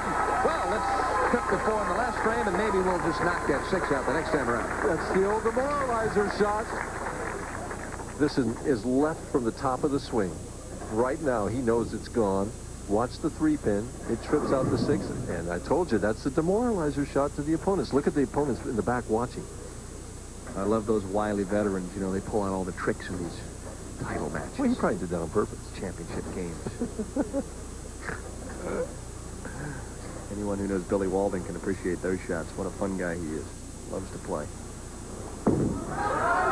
Well, his partner's not afraid to give him a little room, and right back, Palmobi says, well, we're not here to finish 3rd. I'll tell you what, if the pressure wasn't on Brian Voss before, it certainly is now. Palmobi with that swing behind the back, no slide, but trusted to the right with just steel fingers. What an athletic-looking bowler. A little Jackie Gleason move there, huh? A little hitch step. Boy, he had the label turning over on that shot. Brian has got to turn it up now and strike. He must strike. Trying to keep pace. He likes it. Oh, great shot. Solid 10, and he was down on one knee begging for a strike there. And look at his partner, dismayed. You don't throw it much better. You can't. That was just his ace shot, and it didn't strike. Can't feel bad about it, can you? No. All you can do is go ahead and make it. They were behind in the 8th frame last game. Came back to defeat Bill Johnson and Tom Milton 203 to 200, Voss. After watching the average builder. Spares up on the right-hand lane. You know, when he first came out on tour, he threw the ball a lot slower than he does now. And he threw it slow at spares, and he missed a lot of spares. And then he started picking it up and throwing harder at different spares. Started making them.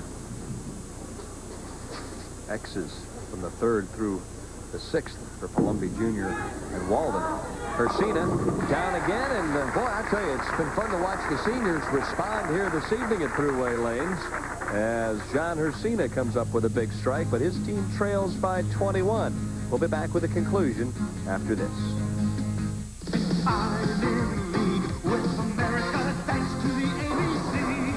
As members of the American Bowling Congress, these men receive valuable benefits.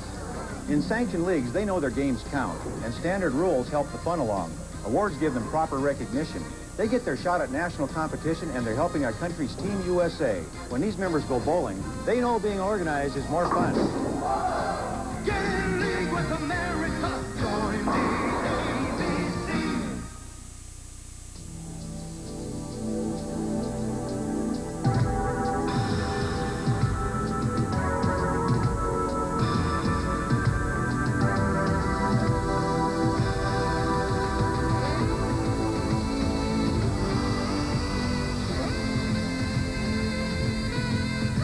Due to uncontrollable circumstances like these, we now introduce the Extra Strength Antiperspirant for Men, new Extra Strength Brute 33.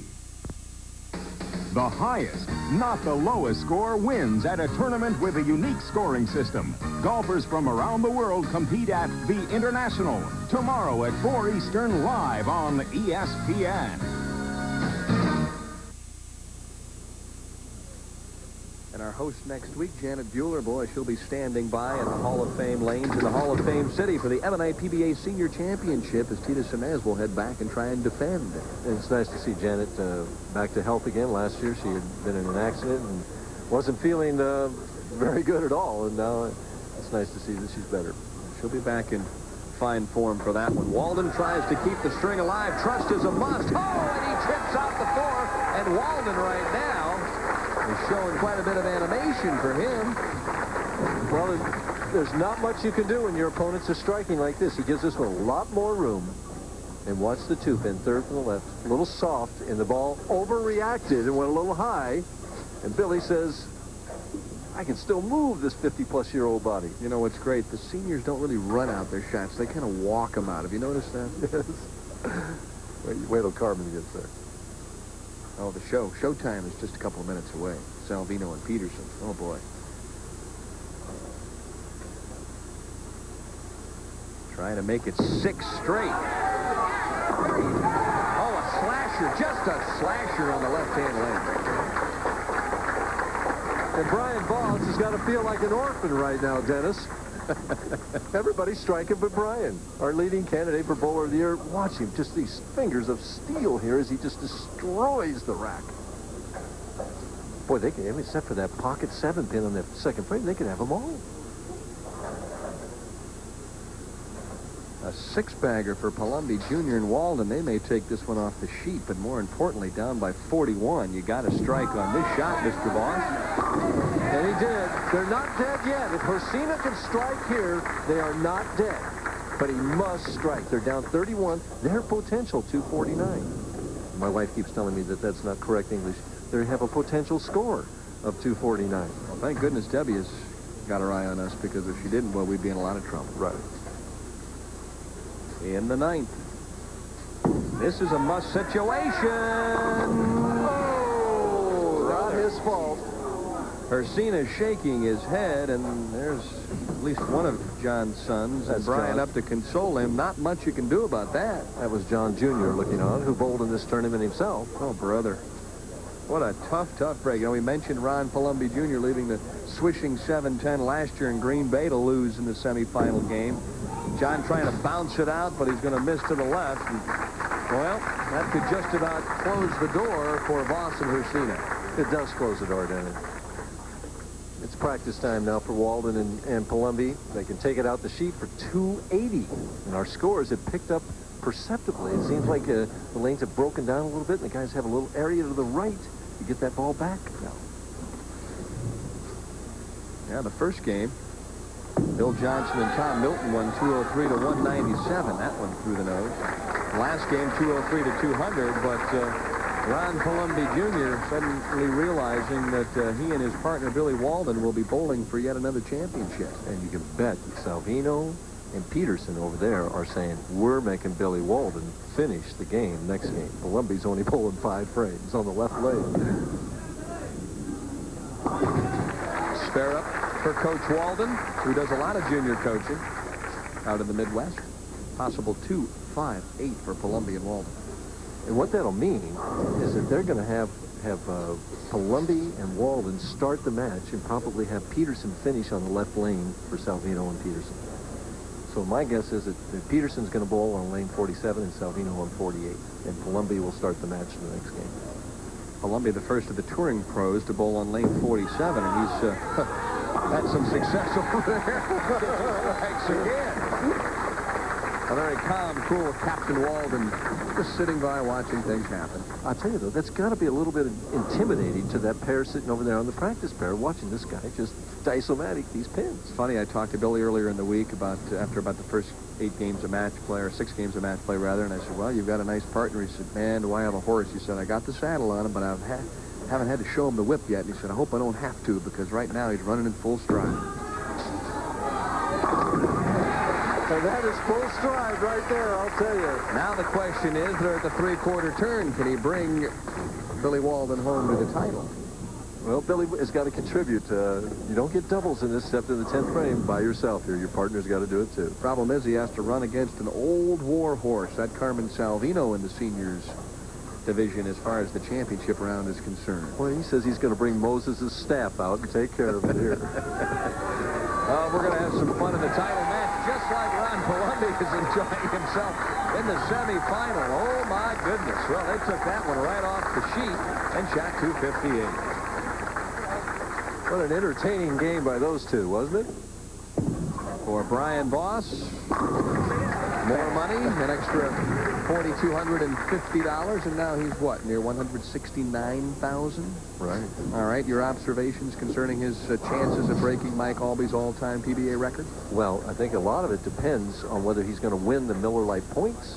And if he wins that carries an additional $25,000. I don't think he's any doubt that he's going to break Alby's record. He may do it without that added money. As good as he's bowling right now, he's got virtually 7 tournaments left.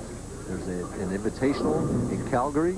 There's the Japan Cup over in Tokyo, and then 5 tournaments on the fall tour. Brian Voss, I think, will go over 200,000 easy. And he converts the spare. So a game of 203 for John Hricsina and Brian Voss, but it wasn't near enough here in the semifinal. As they congratulate one another, it's been a successful week. And we'll be coming back in just a moment or so with an update on the latest in bowling news.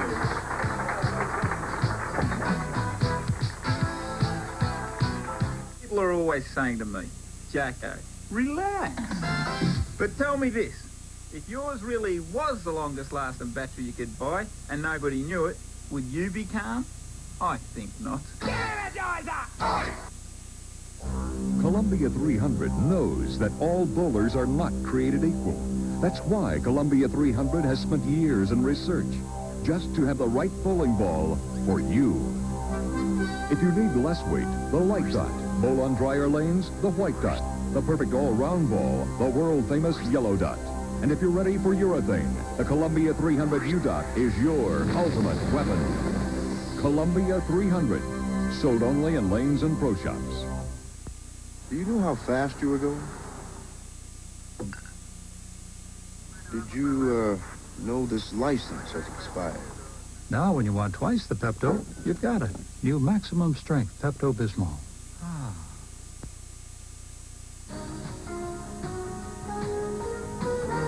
And welcome to this week's edition of the Bowling News.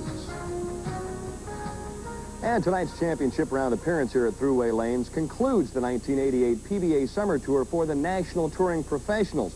Now might be an opportune time to update you on the latest in the money earnings, so let's take a look now at the top 10. Brian Voss, after his second-place finish in Windsor last week, has now taken over the lead with earnings in excess of $164,000.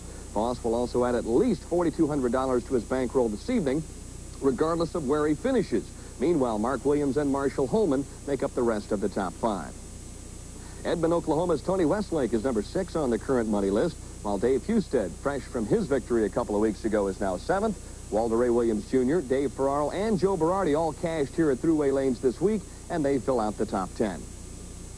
5-time George Young Memorial High Average Award winner Mark Roth remains the number 1 guy in knocking down pins on the PBA Tour. Brian Voss, though, who averaged a blistering 234.27 this week, is closing the gap. Pete Weber, consistent Dave Ferraro, and Marshall Holman make up the rest of the top 5.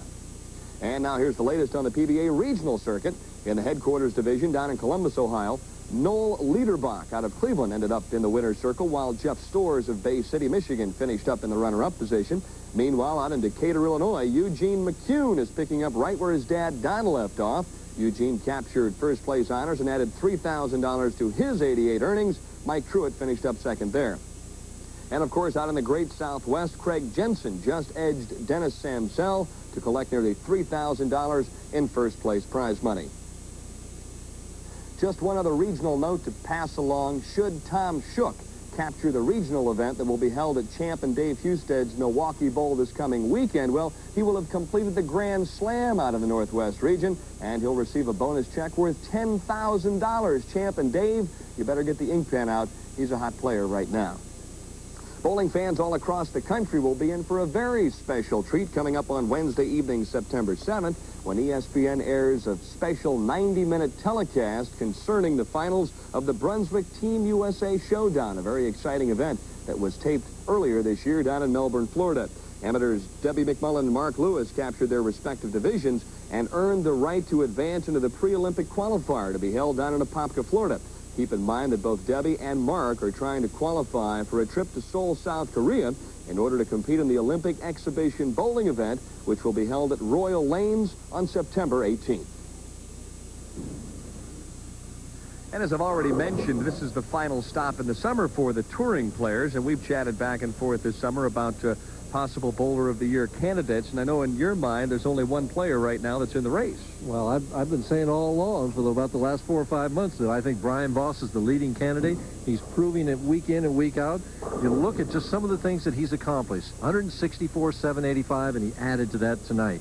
8 championship round appearances. 22 out of 25 cashes. He's made the top 24 16 times. I mean, what more does the guy have to do? I think he's done enough already to win it. All right, well, if that were the case, you can only play a golf tournament in 3 rounds and give somebody the trophy. We still have the entire fall tour, a couple of invitationals left in line, 4 other players on the PBA National Tour that have already won twice. Now, what if Mark Williams would win 2 more times, say, in the fall, or a Sam Macarone or a Pete McCordick or a Joe Berardi? Certainly they have to be considered. Well, they all have to be considered, especially Mark Williams, because he won the Tournament of Champions. He's at $127,000 right now, Den. He may not need to win twice on the fall. If he would win 1, the Touring Players Championship, big tournament, he would win the World Open, a big tournament with a big purse, too. You know, he's 40,000 behind him. He could virtually almost catch him in money by winning one of those big tournaments. Have 3 wins. If a guy gets 3 wins, then he's got another chance. But I think it has to be somebody that's already won a lot of money like that. Somebody down the line like Sam Macarone, who's only won around $69,000. Even with 3 wins, I don't think he would have a chance at Bowler of the Year. And we should also mention Bob Benoit, who has $164,000 thus far this year. If he wins a couple of times, who knows? Well, food for thought anyway. We'll have to wait and find out what happens on the PBA Fall Tour. But before we get to that, let's take a look at the recap, basically, of what's transpired here at Thruway Lanes this evening. In the opening game, Milton Johnson, well, they came from behind to win 203 to 177. And that match turned around late in the match. You know, just one little open there by Teata, and it turned that whole match around. Then in the second match, we saw it turn around the other way.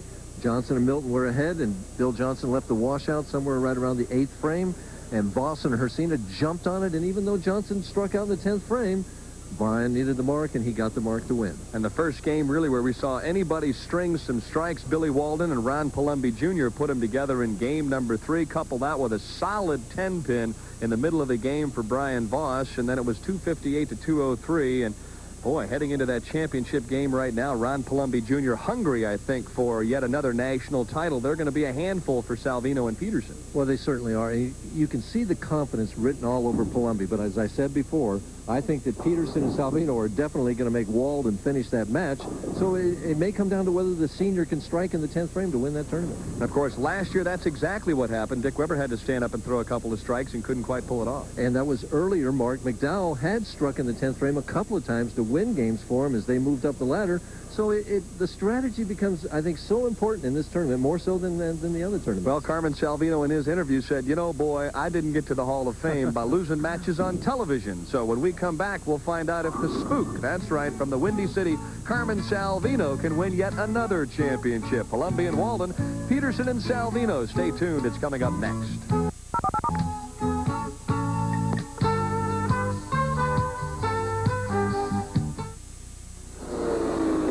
You've been waiting for the right boat to come along. Now's the time to see your Mariner dealer. There will never be a better time to buy your boat than right now at the giant 1988 model year closeout sale at Roach's Sales and Service. All boats, motors, and trailers are drastically reduced in order to make room for the 1989 models. And as always, Roach's will not be undersold. Roach's Sales and Service, Front Street in Columbia. Get your weekend off the ground. See your Mariner dealer. My place or your place? My place, of course. My place has delicious food and cozy dining. Fresh homemade pizza with a variety of toppings oozing with mozzarella. Hot and cold subs, spaghetti, rigatoni, stromboli. And my place has specials like mouth-watering manicotti and fresh veal parmesan. Plus, you can eat and relax in the dining room, or My Place has takeout available with a convenient drive-through window. Let's go. Where? My Place, of course, with 5 convenient locations. Go. There are some drips you can't do anything about. But you won't have to worry about drips again if you own a Moen faucet. Because of our exclusive washerless cartridge, Moen faucets last a lifetime. That's why we give them a lifetime limited warranty against leaks and drips. So you won't be bothered by drips again. Hey, is that a faucet or what? Moen, faucets for a lifetime. Nice shot, Jeannie. Nice shot, Walter Ray. Jeannie Maiden and Walter Ray Williams are proud to introduce the Ebonite Gyro 1 Blue-Gray and the Lady Ebonite, 100% urethane, priced much less than most urethane balls. High performance at a great value. You can't buy a better ball at a better price, right, Walter Ray? Right, Jeannie. The Gyro 1 Blue-Gray and the Lady Ebonite. Pure power, strike after strike after strike. And we're back. Players warming up for the championship game. Salvino and Pedersen, Palmobi and Walden. And the strategy right now, that's the key to the match. Well, it looks like I was wrong. I predicted that Pedersen would finish on that left lane, and it looks like Salvino is going to bowl on the left lane and Pedersen on the right. So all I can think of is if they let Pedersen finish the match, that means Palumbi's going to get the finish for the other team, that they're going to have Carmen finish the match is what I think they're going to do. Of course, I've been wrong on the other thing. Maybe I'll be wrong all the way around here. Players still finishing up their practice shots. Randy Pedersen, I think, lamenting the fact that he has at least one more. To get here, a big victory for the team of Billy Walden and Ron Palmobi Jr. as they knocked off John Hricsina and also Brian Voss in the semifinal game. Right now they're having just a bit of trouble on lane 48. Finally, it sets 10 pins down there for Randy Pedersen to throw his final practice ball. As we see that he has 2 different shoes on there, and it's not because he's colorblind. It's because that white one there allows him to slide a little bit better.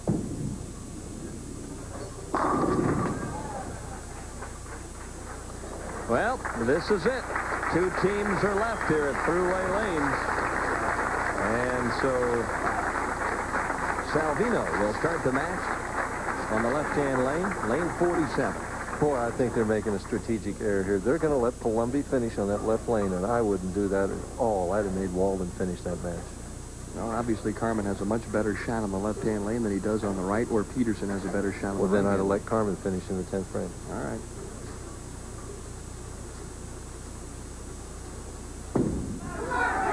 Coming out of the gate, not wasting much time. And there it goes. whistle called for traveling on the left-hand lane, and he'll take it. And Carmen starts his act early tonight as he hits thin in the head pin here. And the pin is spinning, nicks it, now the butt hits it. I'm telling you, he's got the A game. There's the double hitch, and now the traveling call. Oh, my. And safe at the end, utilizing 3 different sports in one shot. I got to comment on that in a minute. Now, will Walden be intimidated? He's bowled Salvino many times through the years, whips it on the right-hand lane through the nose, and a big split jumps up to 6-7. Well, he was beginning to lose that right lane at the end of that last game. And just, you know, he tripped that 4 a couple times and tripped the 6 once. So I think he'll give this a run and try and make it. First frame, only 1 pin to lose. Gives it a little room, but not quite enough. So a split in the opening frame for Billy Walden. And Ron Palmobi steps up with his team trailing by 11 and immediately calls for a re-rack on lane 47. The way he's been drilling that lane, the way he throws the ball, I wouldn't look to see if they were on spot. I just looked to see if there was 10 down there. Now we got a problem with the pin coming out in front of the rake, and they're going to have to roll a ball down and get that pin. Either that or send somebody down there to get it. Maybe Larry Lichstein, our player services director, might walk down and get it. Well, there's only one other thing you could do. Ask me to go throw a shot. I'm sure I could throw it in the channel. Well, they're going to get the hook from behind and get it. That whoa. Never far enough. Look at that. Never far enough to reach. I got it. Oh, there we go. Pretty exciting. Didn't quite get it all the way out, though. Well, they got to get it all the way back. It can't be in the channel there.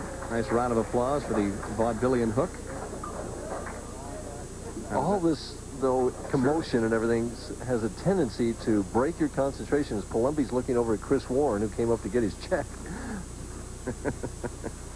Well, we've seen it all here in the opening frame of the championship game.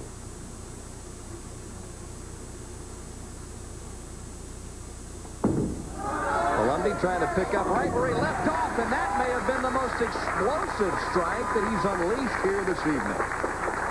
And he's unleashed some explosive strikes. First good look at Randy Pedersen, a young strapping right-hander out of Santa Maria, California, 26 years of age, and already won $100,000 in a single season in his career. Very bright future on the PBA Tour for this young man. He reminds me so much of my son because he looks, in the face, very similar to him. Wow! Well, the team of Pedersen and Salvino not wasting any time and grasping the lead. And Carmen is up very quickly. Said that he once told a person who was watching, he asked, how many people do you need there to have your act? And Carmen said, 1. And then he said, on second thought, if no one was there, I'd just put a mirror up. Oh, he stood up on that shot and paid for it. Washout for Salvino. He tried to sneak up on the pins and get the strike in there quickly, and that charge to the line sent the ball wide very quick. And everything looks good here, but as you said, he came up and just didn't get the lift, and the ball went wide. Tough spare. He's got to hit the head pin on the left and send it into the 10. Pulls it over, going to try and slide it. Oh, not quite. Salvino within inches of converting the washout, but his partner tells him, don't worry, I'll help you come back. Boy, that's a big frame. They could have really put the putty to the wood there with these guys. Walden needs to make the adjustment. Left 6-7 the last trip. This one's got more room, and I think he's going to like the result. A little bit of a cave-in, mass chaos on lane 48, but it ends up as an X. That's the old bucket crumbler there. The what? The old bucket crumbler there. Spoken like a true fireman there. Old bucket crumbler, huh? Well, in order to strike, the 1 pin has to hit the 2, Dan, and the 1 just barely clipped the 2 on that particular shot. Okay. That one's going to be lodged back in my glossary somewhere, maybe. Bucket crumbler.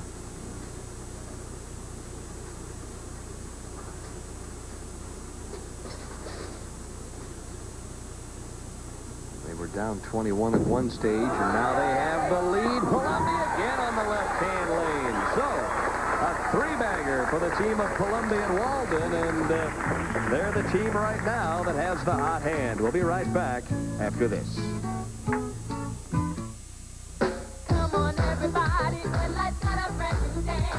begins, he's gonna do it. There's nothing to it. The Bud Light Slide. Your tail left and right. When the music's hot, have a cold Bud Light. Use the Bud Light Slide. Bud McKenzie parties with only Bud Light. He knows everything else is just a light. Have a cold Bud Light. Use the Bud Light Slide. For great personal service and low everyday prices, check the lineup at your neighborhood True Value hardware store, where the August hardware value of the month is the First Aid Handyman Pack from Johnson & Johnson. It has 72 first aid items from adhesive bandages to a tweezer, so it's ideal for many little emergencies. In August, the First Aid Handyman Pack from Johnson & Johnson is just $6.97 where you see the banner at participating True Value hardware stores and home centers.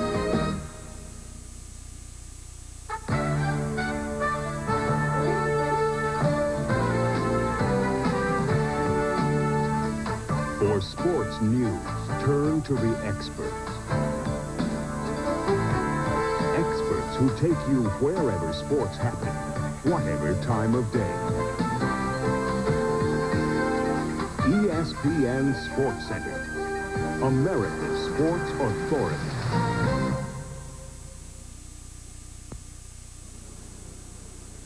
And coming up next, Kerry Ringington Ross and Bob Brooklyn Lee standing by, or I should say sitting by perhaps, in Bristol, Connecticut. We're an update Sports Center when we're finished here this evening.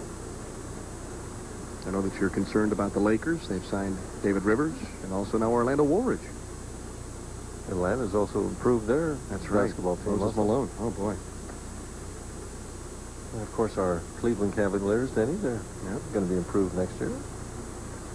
Down by 14, Randy Pedersen needs to get something started here on lane 48.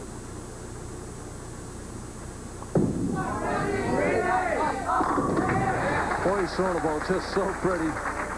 Well, you know, coming into this title game, it's been pretty much equal. The seniors have thrown 18 strikes, and the juniors have thrown 18 strikes. Well, the senior needs to throw a strike right now.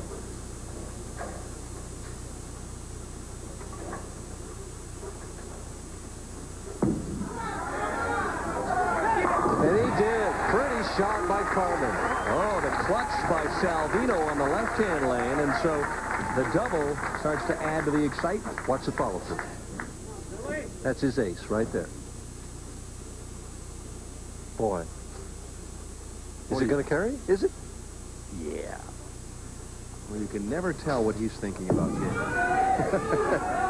Oh, through the heart one more time, and this one is no picnic on the right-hand lane for Billy Walden. 3, 6, 9, 10. If he misses it, they're behind again.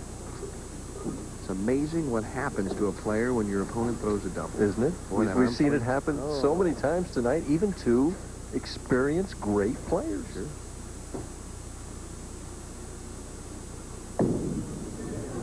The back pin doesn't get it. Boy, 9-pin stands. That creates a problem for Palmobi, and Walden breaks up the string of 3 consecutive strikes. And this has been a seesaw affair. Now, Salvino and Pedersen lead by 12. And the seniors have opened twice on Palombi's team and once on Salvino's team.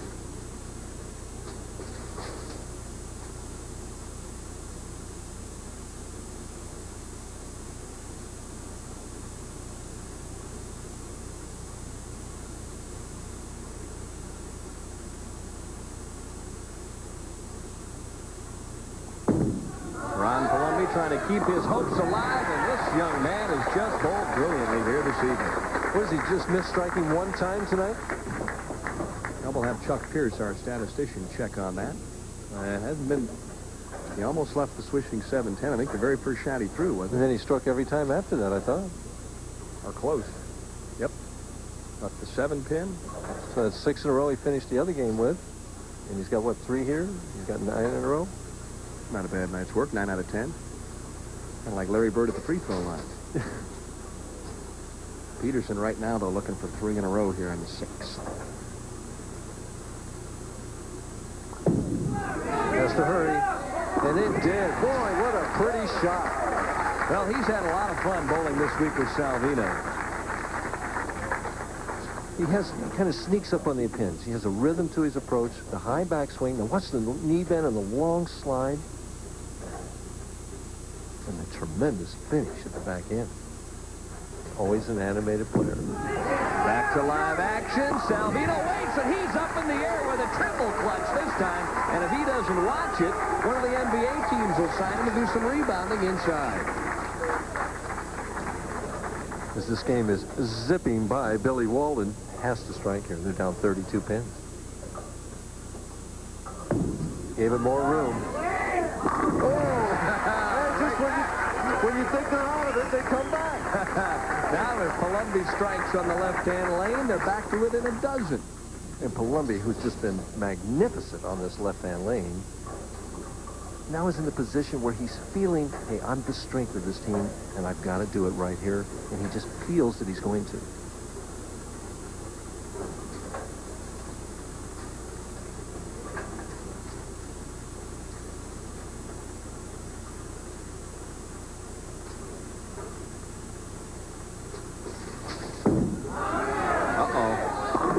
Just a little short. You see the quick follow-through there? Yeah, that was short of the mark all the way, and he knew it. He kind of stood up hoping for a little bit of a fadeaway jumper there and didn't get it. So the string stops at a double, and Salvino and Pedersen in the driver's seat. Eyes on the target. Shot behind the back. Now watch the follow-through. And it's just quick here. Almost imperceptible, but just a slight, split-second difference, and it made the difference between the 4-pin and a strike. Didn't quite give the lane as much room as he had previously. So a spare will have to do the job in the 8th. And now Randy Pedersen can really apply the clamps if he strikes in the 8th on the other side. They lead by 23, could make it 33.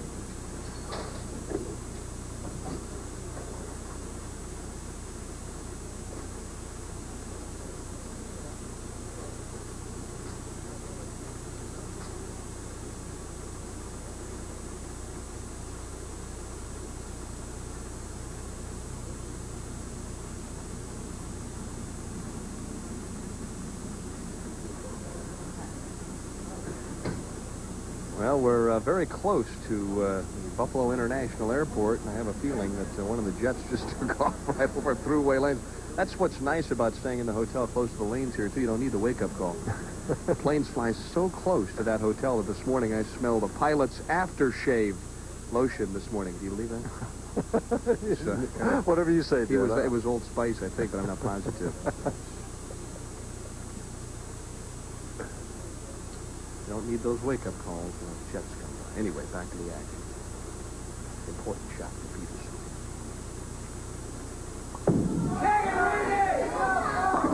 Oh, did that come back? Oh! He threw that 2 to 3 boards further right, and it came back. He's saying, is it? Is it? Will it? Oh, Salvino quickly up off the bench as well. Look at those eyes. Concentrating on the arrows. Got to get one more, he says. He stands straight up, through the nose, and he'll take the punch out. Carmen says, fine, we'll take it at this stage. I'll spare up. Makes this, it's going to be 31 pins ahead.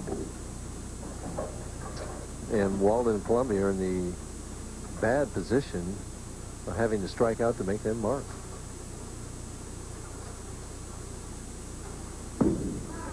Get the spare. Salvino swings the door open. Pedersen checks out the scoreboard, and the best possible score now would be 231. He's thinking about the chop here. This is why that happens. He doesn't want to chop the 6 off the 10. And you got to, the main rule, you got to hit the lead pin. He flattens the shot out, no turn at all, and it sails right by the 6. Walden up in the 9th. Struck on his last trip. Gives it some room and some speed. He's down on one knee. Oh! The 10th ball. We could have a tie. I'll tell you what, if Palmobi goes all the way, they shoot 222. Salvino and Pedersen are shooting 221. And watch the 6-pin here. Second from the right. It's going to just love on that 10-pin. Just a little love tap going by. Boy, when those seniors go down on one knee, there's a possibility they won't get back up. Dennis, they're not that old. I know, I'm just having some fun. Now, the difference between a touring player and a senior player? The smell of Ben Gay, usually, when they come out of the paddock area. on the serious side, Palmobi must strike right here. Has to have this one, or they're done. Odds are probably with them.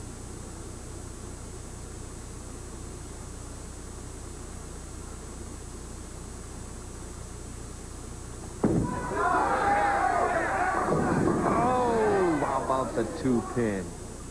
Now you can see the adjustment he made there. He gave it more room. The last time he cut it off a little bit, and this time it just didn't quite get back. And it's just pressure that did that. Boy. It's just the carefulness of pressure, just a little bit on a lane that he's just been crunching all the way through. Didn't make his ace shot when he needed to make it. No, as great as he has bowled here this evening, he'd love to have that one back in one more try. Had to have that one to have any chance at all. Now they need, if he strikes, they need 2 pins on 2 balls, and I think Pedersen can handle that. Yeah, considering Randy hasn't missed striking yet, I don't believe. Second, fourth, yeah.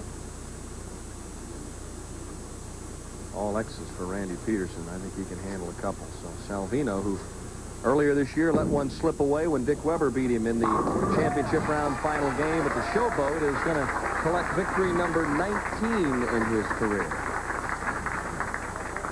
For Randy Pedersen, number 4. 202 with 7 strikes. If Pedersen strikes out, the team of Salvino and Pedersen are going to wind up with 10 strikes.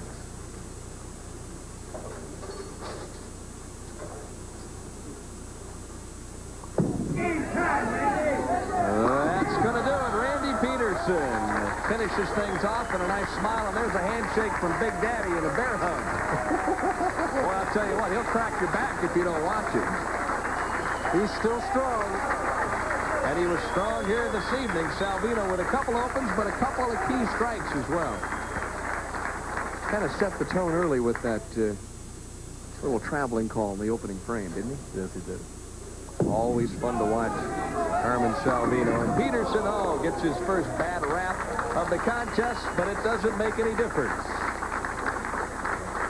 $15,000 going to Billy Walden and Ron Palmobi Jr., who really put on a show here this evening, capturing the semifinal game and then pushing Pedersen and Salvino here in the title match. The week is over for Randy Pedersen and Carmen Salvino, and they finish atop the stack. And that was their only spare of the game, the second ball in the 10th frame. Well, I'll tell you one thing. It doesn't make any difference how old you are. Carmen Salvino is feeling the thrill of victory, as is Randy Pedersen. They're miles apart in age. However, they're very close here. The standing room only crowd, and they're on their feet. They appreciate their bowling here in the greater Buffalo area. Last year, they were thrilled by Mark Roth, who shot .299 and then captured the championship. And tonight, well, the great one from Chicago and the youngster from Santa Maria, California provided the excitement. Back to talk with Randy Pedersen and Carmen Salvino right after this final timeout.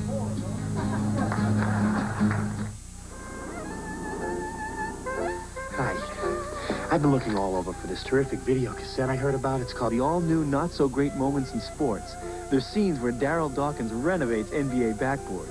That's a fantastic video. My favorite part is when Billie Jean King turns Bobby Riggs into tennis's court jester. I hear there's a scene where a West German golfer shoots for birdie from a pretty strange place. I love it where George Brett calmly disputes his pine tar home run. The all-new Not-So-Great Moments in Sports is 45 minutes of the funniest film I've ever seen. Great, so you have it. No store has this version. Now what do I do? You get it free. Let me understand. You don't have the video, but you're going to tell me how to get it free. Right. Am I missing something? You're missing out on Sports Illustrated. Sports Illustrated? I love that side. What does Sports Illustrated have to do with it? You get the all-new Not-So-Great Moments in Sports free with your paid subscription. Oh, I let my subscription run out. Well, now's a perfect time to go for it again. You get 25 weeks of America's best sports coverage, including the Pro Football Preview and the beautiful swimsuit issue. I love that. You even get the big Summer Olympics special issue and the commemorative Olympic pin set. And the all-new Not-So-Great Moments in Sports? You get it all. I do. How? Just call Sports Illustrated's toll-free number. Hold on. All that great footage, that video's really worth having. I ought to know. Yeah, I'll bet they raised the price of the magazine, right? It's over 47% off the cover price. Just 3 monthly installments of $9.89 each. You can even put it on a credit card. No kidding. I get 25 weeks of SI, including the pro football preview, the Summer Olympic special issue, Olympic pin set, the swimsuit issue, and the video cassette free. You get it all. Just call 1-800-541-8700. I gotta get to a phone. What's that number again? Here, 1-800-541-8700. Hi, have you heard of a video cassette called the all-new Not-So-Great Moments in Sports? Well, we're back at Thruway Lanes in Cheektowaga, New York. Randy Pedersen and Carmen Salvino have captured the Senior Touring Pro Doubles Championship. And a quick question for the youngster. What'd you learn from Carmi this week? Well, I'll tell you what. I hope my nerves are like that when I'm 50. Whatever, Carmen. I don't want to get her age whatever. Oh, is he amazing or what? He left that washout, and I mean, it didn't even phase him. He came back and just struck like the true champion that he is. He's awesome. All right. Carmen, I was wondering, I thought sure you would not let Ron Palmobi finish in the 10th frame, yet you guys chose to allow him to do that. Why did you go with that strategy? Well, we were thinking about offensively, and speaking about offensive bowling, I finally found out how to win on television, get a good partner. Yes, that's how you win 19 champions. Phil Cantonese, why don't you come on in, one of the co-sponsors here this week. A couple of lovely trophies. Jack Donlin as well, the general manager at Thruway Lanes. And, gentlemen, why don't you present some checks and trophies? Phil, you first. Carmen, on behalf of Bell Supermarkets and all the people of Buffalo, I'd like to present this check of $14,000 and this trophy for the Bells Open and a great tournament, and you did Buffalo well. Thank you very much. All right, Jack. Oh, hold on just one second. The last time I bowled in a major tournament at Buffalo, two things happened to me. One year I dropped the ball on my toe, couldn't bowl the tournament. And the other year I finished second, and I thought, God, is this going to be deja vu all over? And Randy saved me. All right, Jack. Congratulations, Randy. On behalf of Thruway Lanes, I'd like to present this check for $14,000 and a trophy. Thank you very much, Jack. Thank you very much. I'd like to thank Jack, everybody else involved in the tournament, and you people in Buffalo are awesome. I'll be back next year with Carmen.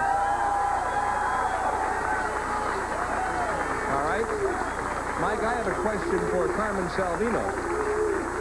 Carmen, you have been a member of the Professional Bowlers Association 4 years longer than your partner has been alive. Any thoughts about that? You know, you guys make me sound like I am old, and I'm just a young puppy. I'm really in my second childhood. I tell you, I feel great. Physically, I feel great. It's a pleasure to be here. I want to thank all the sponsors, and the people really are great here. And I'm looking forward to coming back and defending my title. All right, Randy Pedersen, for you now. Career PBA championship number 4, and it was a great week for you. Yeah, it was. I tell you what, last week I missed the television show by 1 pin, and I debated whether or not to even come here. I was mentally kind of down, but I felt I was bowling really well, and I wanted to come here and bowl with a guy like this. I mean, how can you miss that?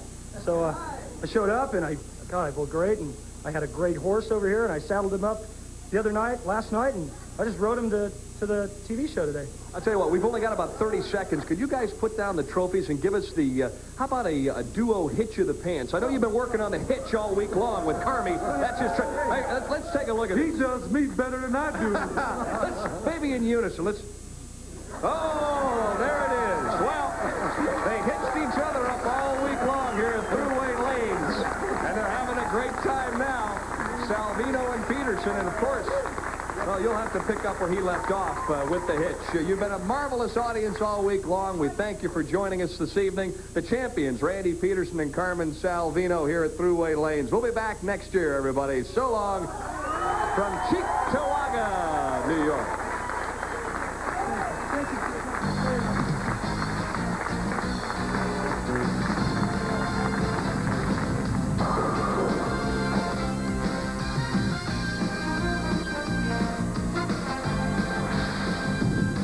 The championship round finals of the $140,000 PBA Senior Touring Pro Doubles has been brought to you by Bud Light. Everything else is just a light. And by True Value Hardware. For quality, selection, and personal attention, make True Value Hardware your store of first choice.